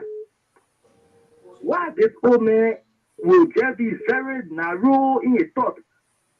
Then he travel, he couldn't tell the Liberia there, he go on the private travel. Then he's spending our country money. You're here begging for food to eat. You see our people suffering like they why? One guy. This is sad for our leadership. Sometimes the tears can come into my eye. Okay. Thank you. I'm a Muslim. I'm fasting. But no food for our people. Not only me, but the common people. They get police that will be put on as citizen. Why you will be beating on your own citizen? No black guy there, you didn't say anything. You just tight late. Like a puppet. Is he puppet carry? Okay, thank you. So let take the next caller. Let's take the next caller. I'm frustrated. Okay. I'm happy. Thank you for making a point. Hello, caller, your name and where do you call from? Hello, I'm Dexter Emmanuel Silva and I'm calling from Brooklyn State. Okay, make a point. My point has to do with the flying Nigerian flags around the world. I had the experience. I worked with National Port Authority during the Ellen government, right? And I was fortunate to have friendship with one of the captains from one ship. And when you enter the vessel, you used to pass my brother. All of the guys who saw the Chinese were Nigerian me. I even had one fire. He was a Chinese man. So they were staff for our country. You can have people from different countries, benefiting from the wind to it's very sad for our country. I think I would need people so that they are sit down and see what can be done so that Nigerians will benefit from their country. Okay, thank you. So we have 2 more calls to make here to end up on this call session here. So let's take this caller. Hello, caller, your name and where do you call from? Hello, this is Alfred Thomas. I'm calling from Carol Market. Please stay away from your monitor. We're getting feedback. Wow, we cannot do that to all. Yeah. Okay, I think I'm fine. Yeah, make your point. Okay, just as a previous caller said, I was opportunity to work with National Port Authority for about 18 years. And within those 18 years, the ship that fly Liberian flags, I never saw one Liberian being employed on any of those ships. What happened, there was a ship that was owned by Firestone, we call it Harbour Collapse. If you were to go on that ship, you will find out the Filipinos, the Chinese that work on that ship, just as the brother was saying, all of them carry Liberian names. And they were passing through the gate of the National Port Authority, going outside the immigration, saw them, they interacted with them, white men carry dough, and all of those things, and nobody ever questioned them. So I wonder how can who is responsible for that, and how can we bring this to an end that Nigerians will have the opportunity to work on shit that fly Nigerians to the world. Thank you. So let's take this last caller. Hello, caller, your name and where do you call from? Yeah, good morning. Yeah, your name and where do you call from? Our last caller. Yeah, my brother, this is somebody. You know, this country, God will only pray for forgiveness. I don't know, Mr. Bwaka, the way he said that he is dancing with the devil. I don't know that the devil is making our country just going backward. Look at the finance minister who said that we should prepare for the worst thing to happen to Liberia. How we should pray because the country is not saying, wow, like the devil, the whole mentor in this way. So what making our country going this way? Then my brother, please tell me, let Ben Sanvee explain this to me, please. Okay, is this a devil? A Garguah, the great Garguah, like almost say anything in the government, go find a minister, the minister we should pray, how the West team will be happy in the country, everything get outside done. Don't see. The president is just dormant. Why? Thank you. He's dormant. Why? Okay. So let's give the country, man. Let's go hang our own country. Young country. Look at Burkina Faso, the leader there. How innovative that young man is. You get one old man that has no idea, zero budget. Why?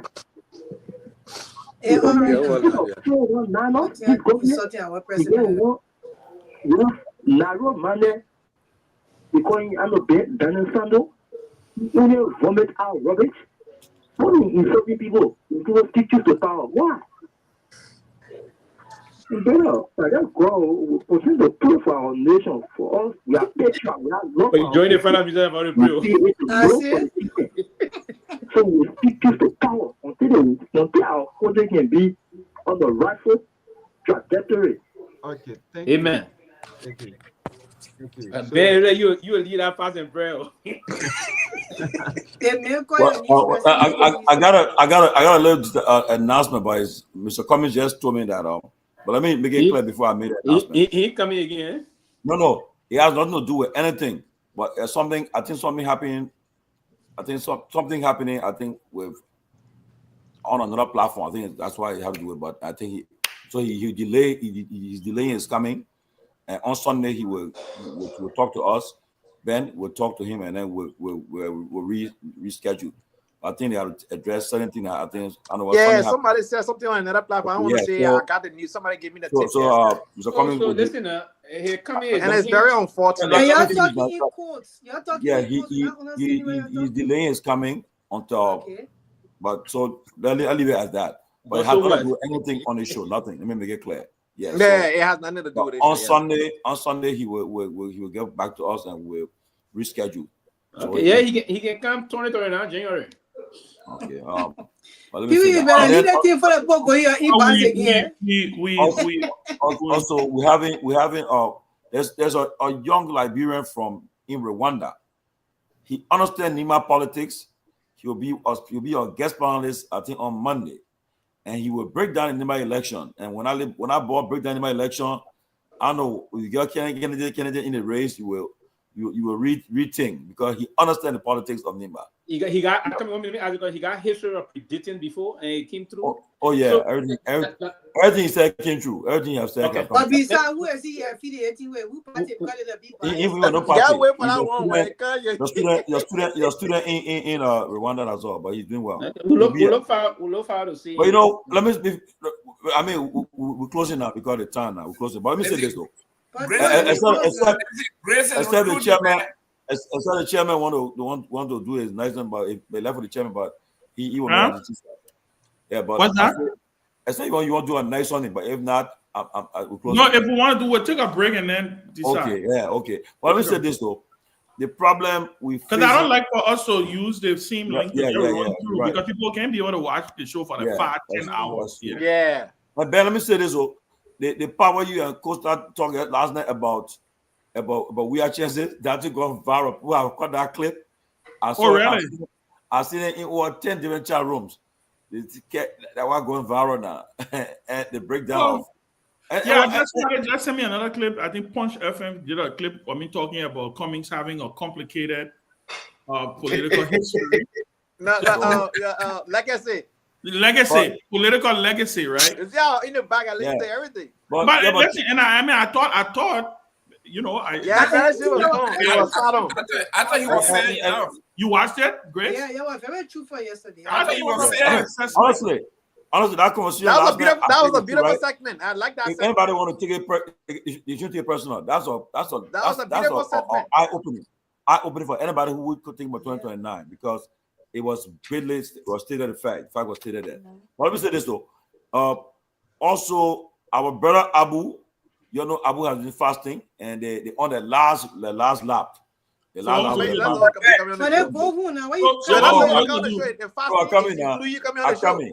I come here. I beg you, right? In the next 9 days, we're breaking a fast. So I'll be saying that we should tap into Abu fasting. We should bless Abu. Wait. So it's voluntary. No, it's as he breaks the fast. He used pray for us. You pray for it, but you can also. No. What they was doing good and other that. But this money here is for you to give That's what it's teaching. No, this will work around. We'll buy one goat. Okay, the whole fasting, nobody be cussing Abu. Nobody cuss Abu. I've been watching the big. Abu saying need to come. Abu saying I see nothing bad about Abu on the list. And also, before I end, Mr. Gilman's son, UJ Gilman, 25-year-old young man. He was accepted in the Rhode Island College, University of Rhode Island College graduate PhD program for pharmaceutical sciences. So, I want to congratulate him. I want to get thanks to his son, congratulate his son, kudos to his son. That's a big step. Scientist getting another scientist. Pharmaceutical sciences. So, Mr. Gilman, congratulations to your son, and we want to wish him well. We in our thoughts and our prayers. So, Chairman, all of you. Yeah, I think we have. I think Peabody is doing some great work in Liberia too. Yeah. Oh yeah, Peabody in Ganta. I've been putting the pictures up here. Yes, Peabody is doing some great work in Liberia. We congratulate our co-host and brother Peabody for the work that he continues to do, making an impact. Changing one life at a time, giving people an opportunity to have access to clean water. Tommy, hold on 1 second. My daughter popping popcorn at me. What's she doing? Is it ready? Okay, good. Sorry. Yeah, before she got bread, they lost yeah. So yeah, but so we want to thank studio. Have you queued that picture? I got a picture I need to show. I don't know why the studio you want to cue my picture. Where Bonnie, y'all cue the picture that will take us home. But listen, fascinating conversation. I thought it was fascinating always. When we're discussing the politics in the country, I think that I do agree, and I continue to say this. We have to think differently. We have to become innovative as a society. Our government will have to govern differently. They got to start thinking outside of the box. The old ways will no longer fly. We got to figure out a way out of this thing. The world has changed. The world is changing. The way people are engaging bilateral agreements no longer fly anymore. Is now a reciprocal. What is in it for me? What is in it for you? Is no longer. There are no more free lunches out there. Somebody got feedback. Abu, I think that I see you 2 times on the screen. Yeah, that was Abu. Good. So yeah, studio, can you cue my picture, please? And put it. Ben, I will tell you who are in that picture. I can tell you who are in that picture. But what picture? Oh, you already. Oh, that picture you posted today. It's been many years, but I can tell you who are in that picture. That's a beautiful picture to Ben. You all bet that's a beautiful picture. Yeah, man, listen, historical 101. That Armed Forces Day, President Taylor. Armed Forces Day, look at Taylor looking at suit. Donald Chair, other many, Prince Johnson, the late Chief of Staff. Prince Johnson, yeah. Yeah, and then the other man, the men are all Donald Chair. No, I know that guy. One foreign general from Gambia, one of the countries. In Jai behind him. General in Jai, okay. And then Jiba, the late Jiba behind there, okay. And Bristol. Hey, Charlie.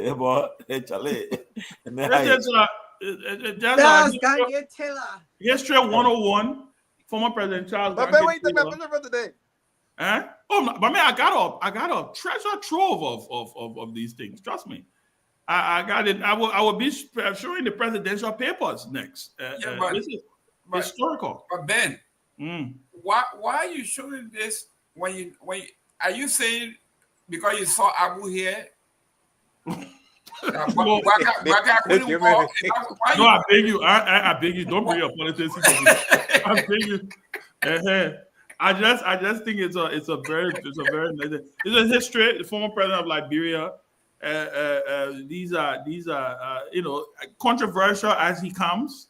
Charles Taylor is as controversial as they get. There's a huge debate going on out there. I told someone the other day, if you look at what was that Dennis said at that picture? Who's that? Mosaic Dennis. What happened to Mosaic Dennis? The person said that's my photo. Oh. Yeah, so I think it was I just wanted to show the historical context. We have some other historical pictures. There's a picture with Taylor in when Ellen Johnson Sirleaf met him in the executive mansion. Then there are some pictures with Talbot. I was looking in my thing the other day and I saw a bunch of historical pictures all the way back to because what happened was I remember when I went back to Liberia in 2000 and I think it was 2007. I got a chance to visit the executive mansion when the executive mansion was under renovation. And they had all these historical documents all on the floor and pictures, Tottenham pictures, deeds, all kind of thing. You know, I literally, we you know, remember when they were renovating, when Ellen, they were renovating the mansion after it got burned. They have all these historical documents from Tottenham to Barclay to all these, they were all on the floor getting dew, mold up, you know. So we collected some and were able to give some to the archives and to the historical folks so that they can you know, so that they can carry it. But I'm telling you, we got to know our history, no matter how controversial our figures are. We got to know our history, and because they say a nation without a history or don't know the history, that nation is bound to make the mistakes of the past. So I thought it was a good way to kind of end the conversation. But guys, it was a fascinating conversation. I don't know if you guys have anything to say from a closing perspective. We can kind of wrap this thing up. Yeah, I can speak now. Let me just close. Nice show tonight. Last night I watched you guys, and they were very honest, and I like the way everybody just really spoke their minds, you know.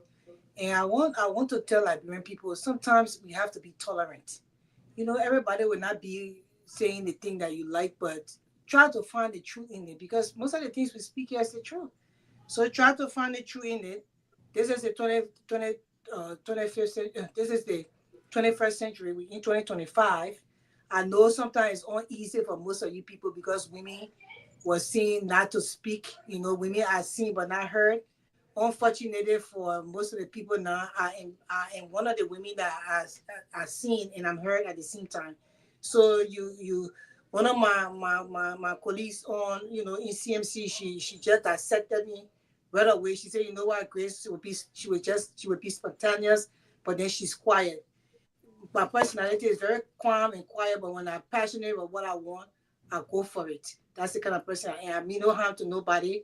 So I want you to understand that I know most of you come on the defensive, you know, always to defend. And that's why, you know, our country is where it is today. Everybody defending somebody, but we need to look at the bigger picture. Okay, what is he saying or what is he saying that maybe I could take the coup from there and change something that I'm doing that's not, you know, supposed to be done the way other people see it. So there where I'm coming from with the whole thing. I love Charles Taylor. You know, everybody who knows me know that. I think he was a president, or he actually did love Liberia. I still think that he does, regardless of he impressing. But his leadership, I could sense that in his leadership that he actually did love the country. Although we came from a war situation that he was part of, and so many things happened. So that's what makes him a controversial leader. But I think if he was given the chance, Liberia was going to be a better place. If he had been given the chance to just lead, you know, and be accepted in the world, Liberia was going to be given a better chance. I talked to somebody today. I was telling them, I don't know why he said that they don't just try to, you know, free this man with everything that happened with other countries and leaders in mess and stuff like that. And the person told me that it has to come from the head. So maybe if one of the government officials or the government itself, the president can write a letter, you know, to request that, maybe it could change for him, because I think he has served enough time in prison. That's my view. So it's my view. Other people may think differently, but that's my view. So I wish you guys a good evening, everybody. And don't forget, there's a new sheriff in a party in town, and CMC is that party. If you would love to be a part of it, we have a chat room going on Messenger. We have at least 1,700 people in that chat room, and things are going on there. We'll soon be. You got to be a member of the party to be in the chat room? No, you don't have to. You can come come in on, the chat room. We know about it. No, I put you in the chat room, Ben. I was saying. Yeah, make sure, man. You got to be a member. Me, I let it go in all these chat rooms. Yeah. So you can be a part of the chat room when it's time to be member. We have a whole membership thing that we're working on. It's going to be very easy, user-friendly, and everything. We're changing the dynamics. So then you will choose at that time to see whether you hit that stuff, and then you go through your registration process. So we welcome everybody on board. This is about Liberia. It's not about me. You could not like me today, but if you want change in Liberia, you see there's a change in this area, you have to put yourself within the area. I used to support people before where I didn't like certain people in the place, but I was looking at the bigger picture, and that's the smart thing to do. So, you know, I said thank you guys for having me here, Mr. Gay Man. We're talking in the back because, you know, Yeah, I do want to say something, Grace. And I do want to give credit to that. True, that picture was taken by Mozart Dennis. That's true. It was shot by him. You do want to give credit where credit is due. Mozart Dennis was the photographer who took that picture. And Mozart Dennis is a old photojournalist from Liberia. He's a very historical guy. He has a lot of, follow his page, Mozart Dennis. He has a lot of historical pictures. If you want to go dig deep, he took a lot of pictures. I think Mozart was one of these photographers, the presidential photographers, or one of these news folks. He can, and maybe one of the things we need to do here, and before Gaiman and coming, maybe we need to start to invite old journalists, old people to come on this show to discuss through their lens, right? Because the last time I saw Pete Souza, the guy who did the photographer for Barack Obama, he was also a photographer for Ronald Reagan. And he did a sit down the other day on one of these podcasts to talk about the behind the scenes, right, of these leaders, getting to understand them. What drove them? What made them make some of the decisions that they made? Because, you know, photographers get a chance to be in places that when you hear, I want to be on the fly on the wall, that's photographers, right? You know, because presidents and head of states and prime ministers and all these people want to document the movement. So maybe we'll invite Mozart here one of these days to have a conversation about his work and what he has been able to capture that has to do with our history. But Mozart, we want to congratulate you and thank you for your work and service to the country. But I did want to give him credit because that photograph was taken by him and his lenses, and it was a beautiful shot. A lot of people are admiring. I mean, that picture, since I posted it, I mean, I saw it all over the place. In fact, funny, I got a text message from Prince Johnson, the NSA director, because his father is Prince C. Johnson in that picture. And he appreciated it. He was like, oh, wow. When I sent it to him, he was like, oh, my God, I think if I can get a copy of this, I would appreciate it. You know, there was a Prince Johnson. Prince C. Johnson was a really great guy also, the late former chief of staff of the army. So I thought to say that. So Mr. Gaiman, you can go ahead and close. No, I need my 30 seconds. Okay, sorry, Grace. So my 30 seconds before I was just telling Mr. Gaiman that I would talk to him in the back. My 30 seconds. So my 30 seconds is that, you know, I'm a Liberian woman. I love all Liberians because I'm a mother first. So you guys are all like my children, or those of you will be older than me. And for me, this is not about party, but it's for the country. I put Liberia first. I'm following vision and agenda. So if I didn't follow your political leader, it's not because I hate them. No, I have no hatred in my heart. I'm the nicest person in my neighborhood. Trust me, my neighbors will tell you. So I just, you know, it's about the vision for the country, the agenda, the plans, and how can we execute it. And then if I see that vision in a certain person, then I follow that way, I follow that party. So it's no animosity here. It's all love. Come on the board with CMC, and let's change Liberia. Thank you very much. Thank you, Madam Chair. I think you will make a great chair, and don't be afraid. Everybody cannot be politically correct, and we shouldn't be. I'm a registered Republican. I supported him and still do. I like some of the things he's doing. And I may be in the minority, in the Black community, to be a registered Republican, all of that. But the fact here is, Mr. Sanvee, he and I may have one thing in common. I wrote 1990. My uncle Tom Woyo had called me. He says, Jerome, I want you to run to Manhattan real quick. He said, I want you to run to Manhattan real quick. Somebody is coming to the airport, and I need you to send me 3 Ray-Ban glasses. I said, 3 Ray-Ban glasses? He said, yes. I said, why? He said, Charles Taylor, Charlie needs some Ray-Ban glasses. And I went and got those glasses, those Ray-Ban glasses, and sent 3. So I'm thinking about it, and I'm saying, wow, how the thread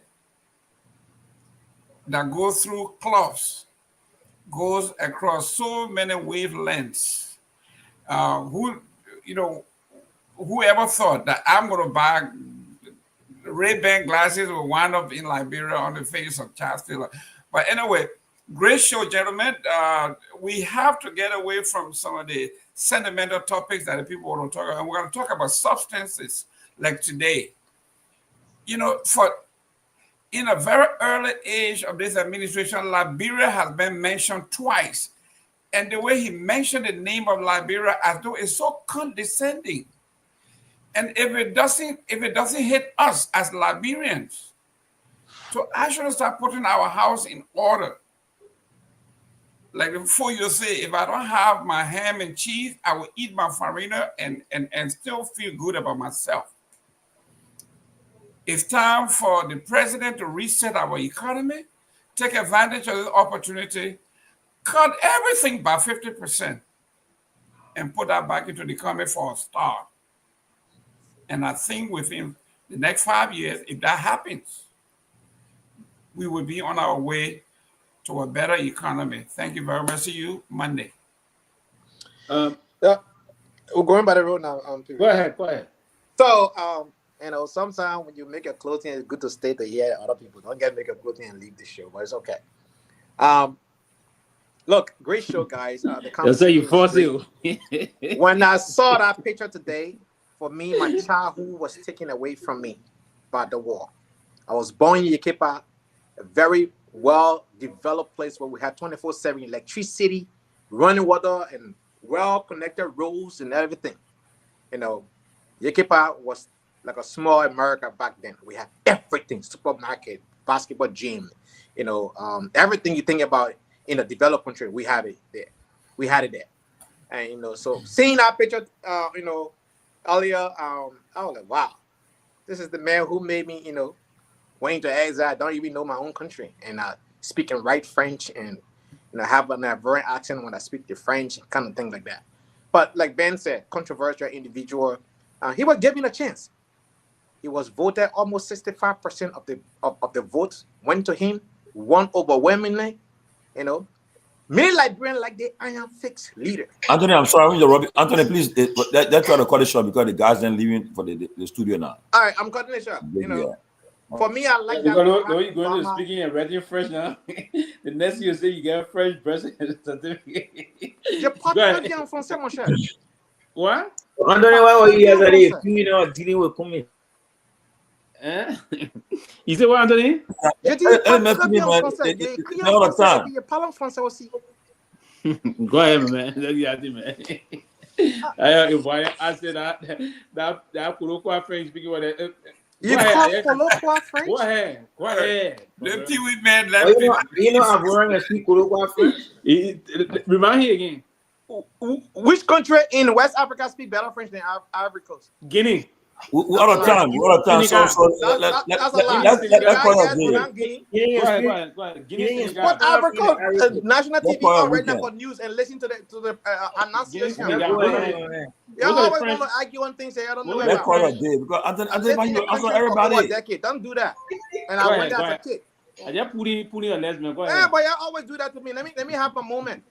So look, when we come on this show here, you can have your party, the person of choice. Don't dismiss other people's party. Don't dismiss other people's choice. You can be kind and the best person, but the fact that you cannot coexist with other people's idea or presentation, that shows something about your tolerance. That shows something about your temperament. That shows something about your discipline. Allow other people to be who they are. Present your argument. Let the people be the judge. And I think that's what we need on this show. The closing argument is for you to make a compelling argument, void of sentiment, emotions, and being dismissive or condescending to each other. I want us to elevate this conversation. We saw the late night version last night was well elevated. And can we do the same on the regular one? That would be great. I want to leave it right there. Babu. Are you coming? I'm close. I should come. Come on. Are you coming? Yeah, come. Yeah, greetings to all of you, man. I've been following it back. I was just laughing yesterday when I listened to Pewee and Chairman Ben dealing with Mr. Cummings. Mr. Gay, man. Yeah, so on yesterday, because it's already 12, it's already 1 o'clock here. On yesterday, the vice president endorsed Hamel Koga as his candidate in Nimba for the by-elections. And hopefully today, the Indefatigable Unity Party, we doesn't Samuel Koga as a candidate for the by-election. Why is true that our sister is not here, Sister Grace, but she said something that I want to elaborate on that has to do with us discussing the issues of sentiment in the interest of our country, Liberia. Why is true that all is not rosy, but it's equally fair at times dispel some of the amazing information inspired out on the show. Some of whom supported the CDC, giving the role they play. I don't want to be personal with Mr. Pewee, but Mr. Pewee was a former minister of the CDC administration, and some of the CDC studios that comes on the show. I will 30 seconds. You can let them come and start another show again. 30 seconds, man. Come and start another show. Are you talking about Chairman Ben starting another show? It's a issue. You should conclude. Conclude, my man. Go ahead. But close, Abu. Finish your thought. Close. No, go ahead, because if I start, how many now? Maybe 10 minutes. 10 minutes. Let me close. So we can go. Yeah, let's go. Basically, for me, yeah, I agree on a serious note. Sometimes we come with just show those things, but we will have to be tolerant in terms of our country politics. And I think Liberians are generally tolerant sort of people on a serious note. Everywhere in the world in politics, we disagree. In our politics, one of the best in the region, in Accra. Go and see, I've been across several times during election year and see the debate can be very toxic and be very combative.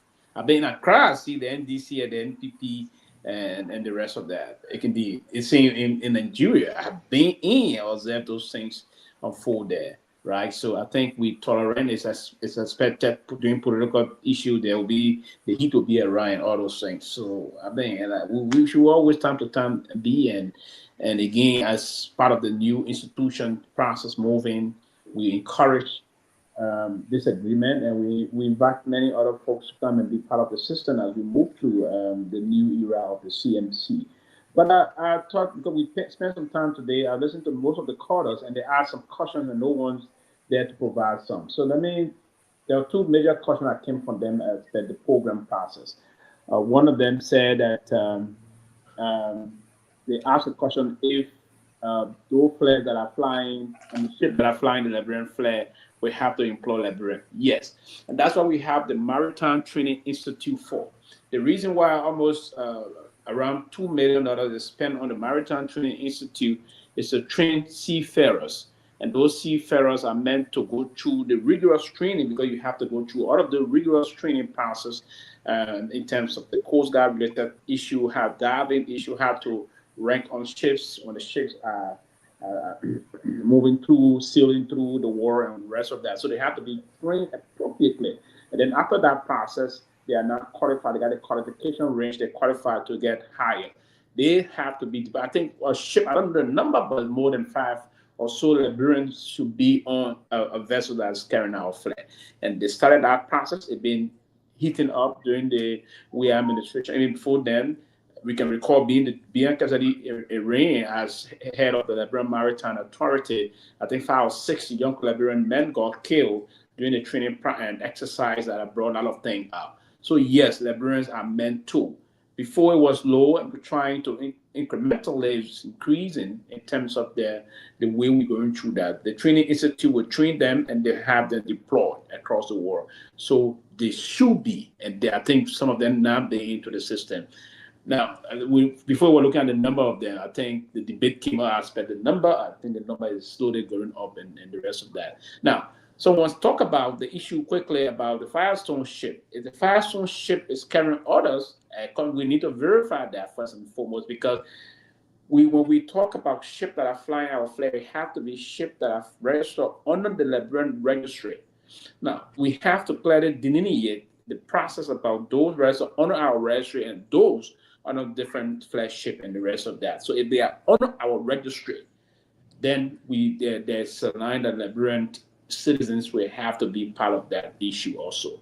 And then they also, it's an opportunity for most of them to go to the Liberian Regional University, the Maritime Regional University in Ghana, where for Liberia also paying some amount, our taxpayer money of Liberia has been paid there and other things. So yes, there's other programs that the Maritime Authority program will have to benefit our Liberian seafarers, and that will have to go across the world in that. And we now the government, I hope they will increase the number to create more employment in the country, because that alone creates create more opportunity for Liberians to get employed. But beyond that, I think the show was great. We look forward to time beyond the show. Sometimes our intent is not to blatantly or intentionally attack anyone. No, it's the process of just allowing ourselves to democratize our thoughts. And if those things were to come in, if the debate were to, if you were to come in conflict with the debate in the middle of those missiles going, and you get caught up, and like on the war front, they got straight bullet. So that's not intentionally meant for you, but when you come across those things, then we hit you off on that high and reconcile. New progressive. We hit you and reconcile immediately thereafter. It doesn't change the narrative. It doesn't change anything. And they have feelings to go. I was there kidding with you. I said, my brother, kind of friend speaking, and you are teasing a little bit. I know you're man. No, we joke all the time. I don't think that's in person. But on a serious note, the French in Guinea, Senegal, and the reason why they have learned to speak good French, the educated one, right? But most of the French in the street, and the difference between the French in the street in Guinea and the French in the street in Africa, they have really put more slangs in their French. We call it Nushi. Everybody have that Nigerian Zulu kind of thing. But we call it Nushi in Africa. Yeah, the Frenchmen in Senegal or Guinea Conakry or other areas around that the region will be very clear. C'est des gens qui on dit, nous sommes des paysans qui parlent le mieux français. Donc, on parle mieux le français? Hein? Tu parles mieux le français? J'ai étudié en français. C'est pas comme je parle. Tu as fait des études en français. Pas tu étudies en français. Tu as fait des études en français. Qu'est-ce qu'il y a? Qu'est-ce qu'il y a? Et la plupart est Guinée. Yes, but beyond that, we speak the Guinean French just now, and I had I'm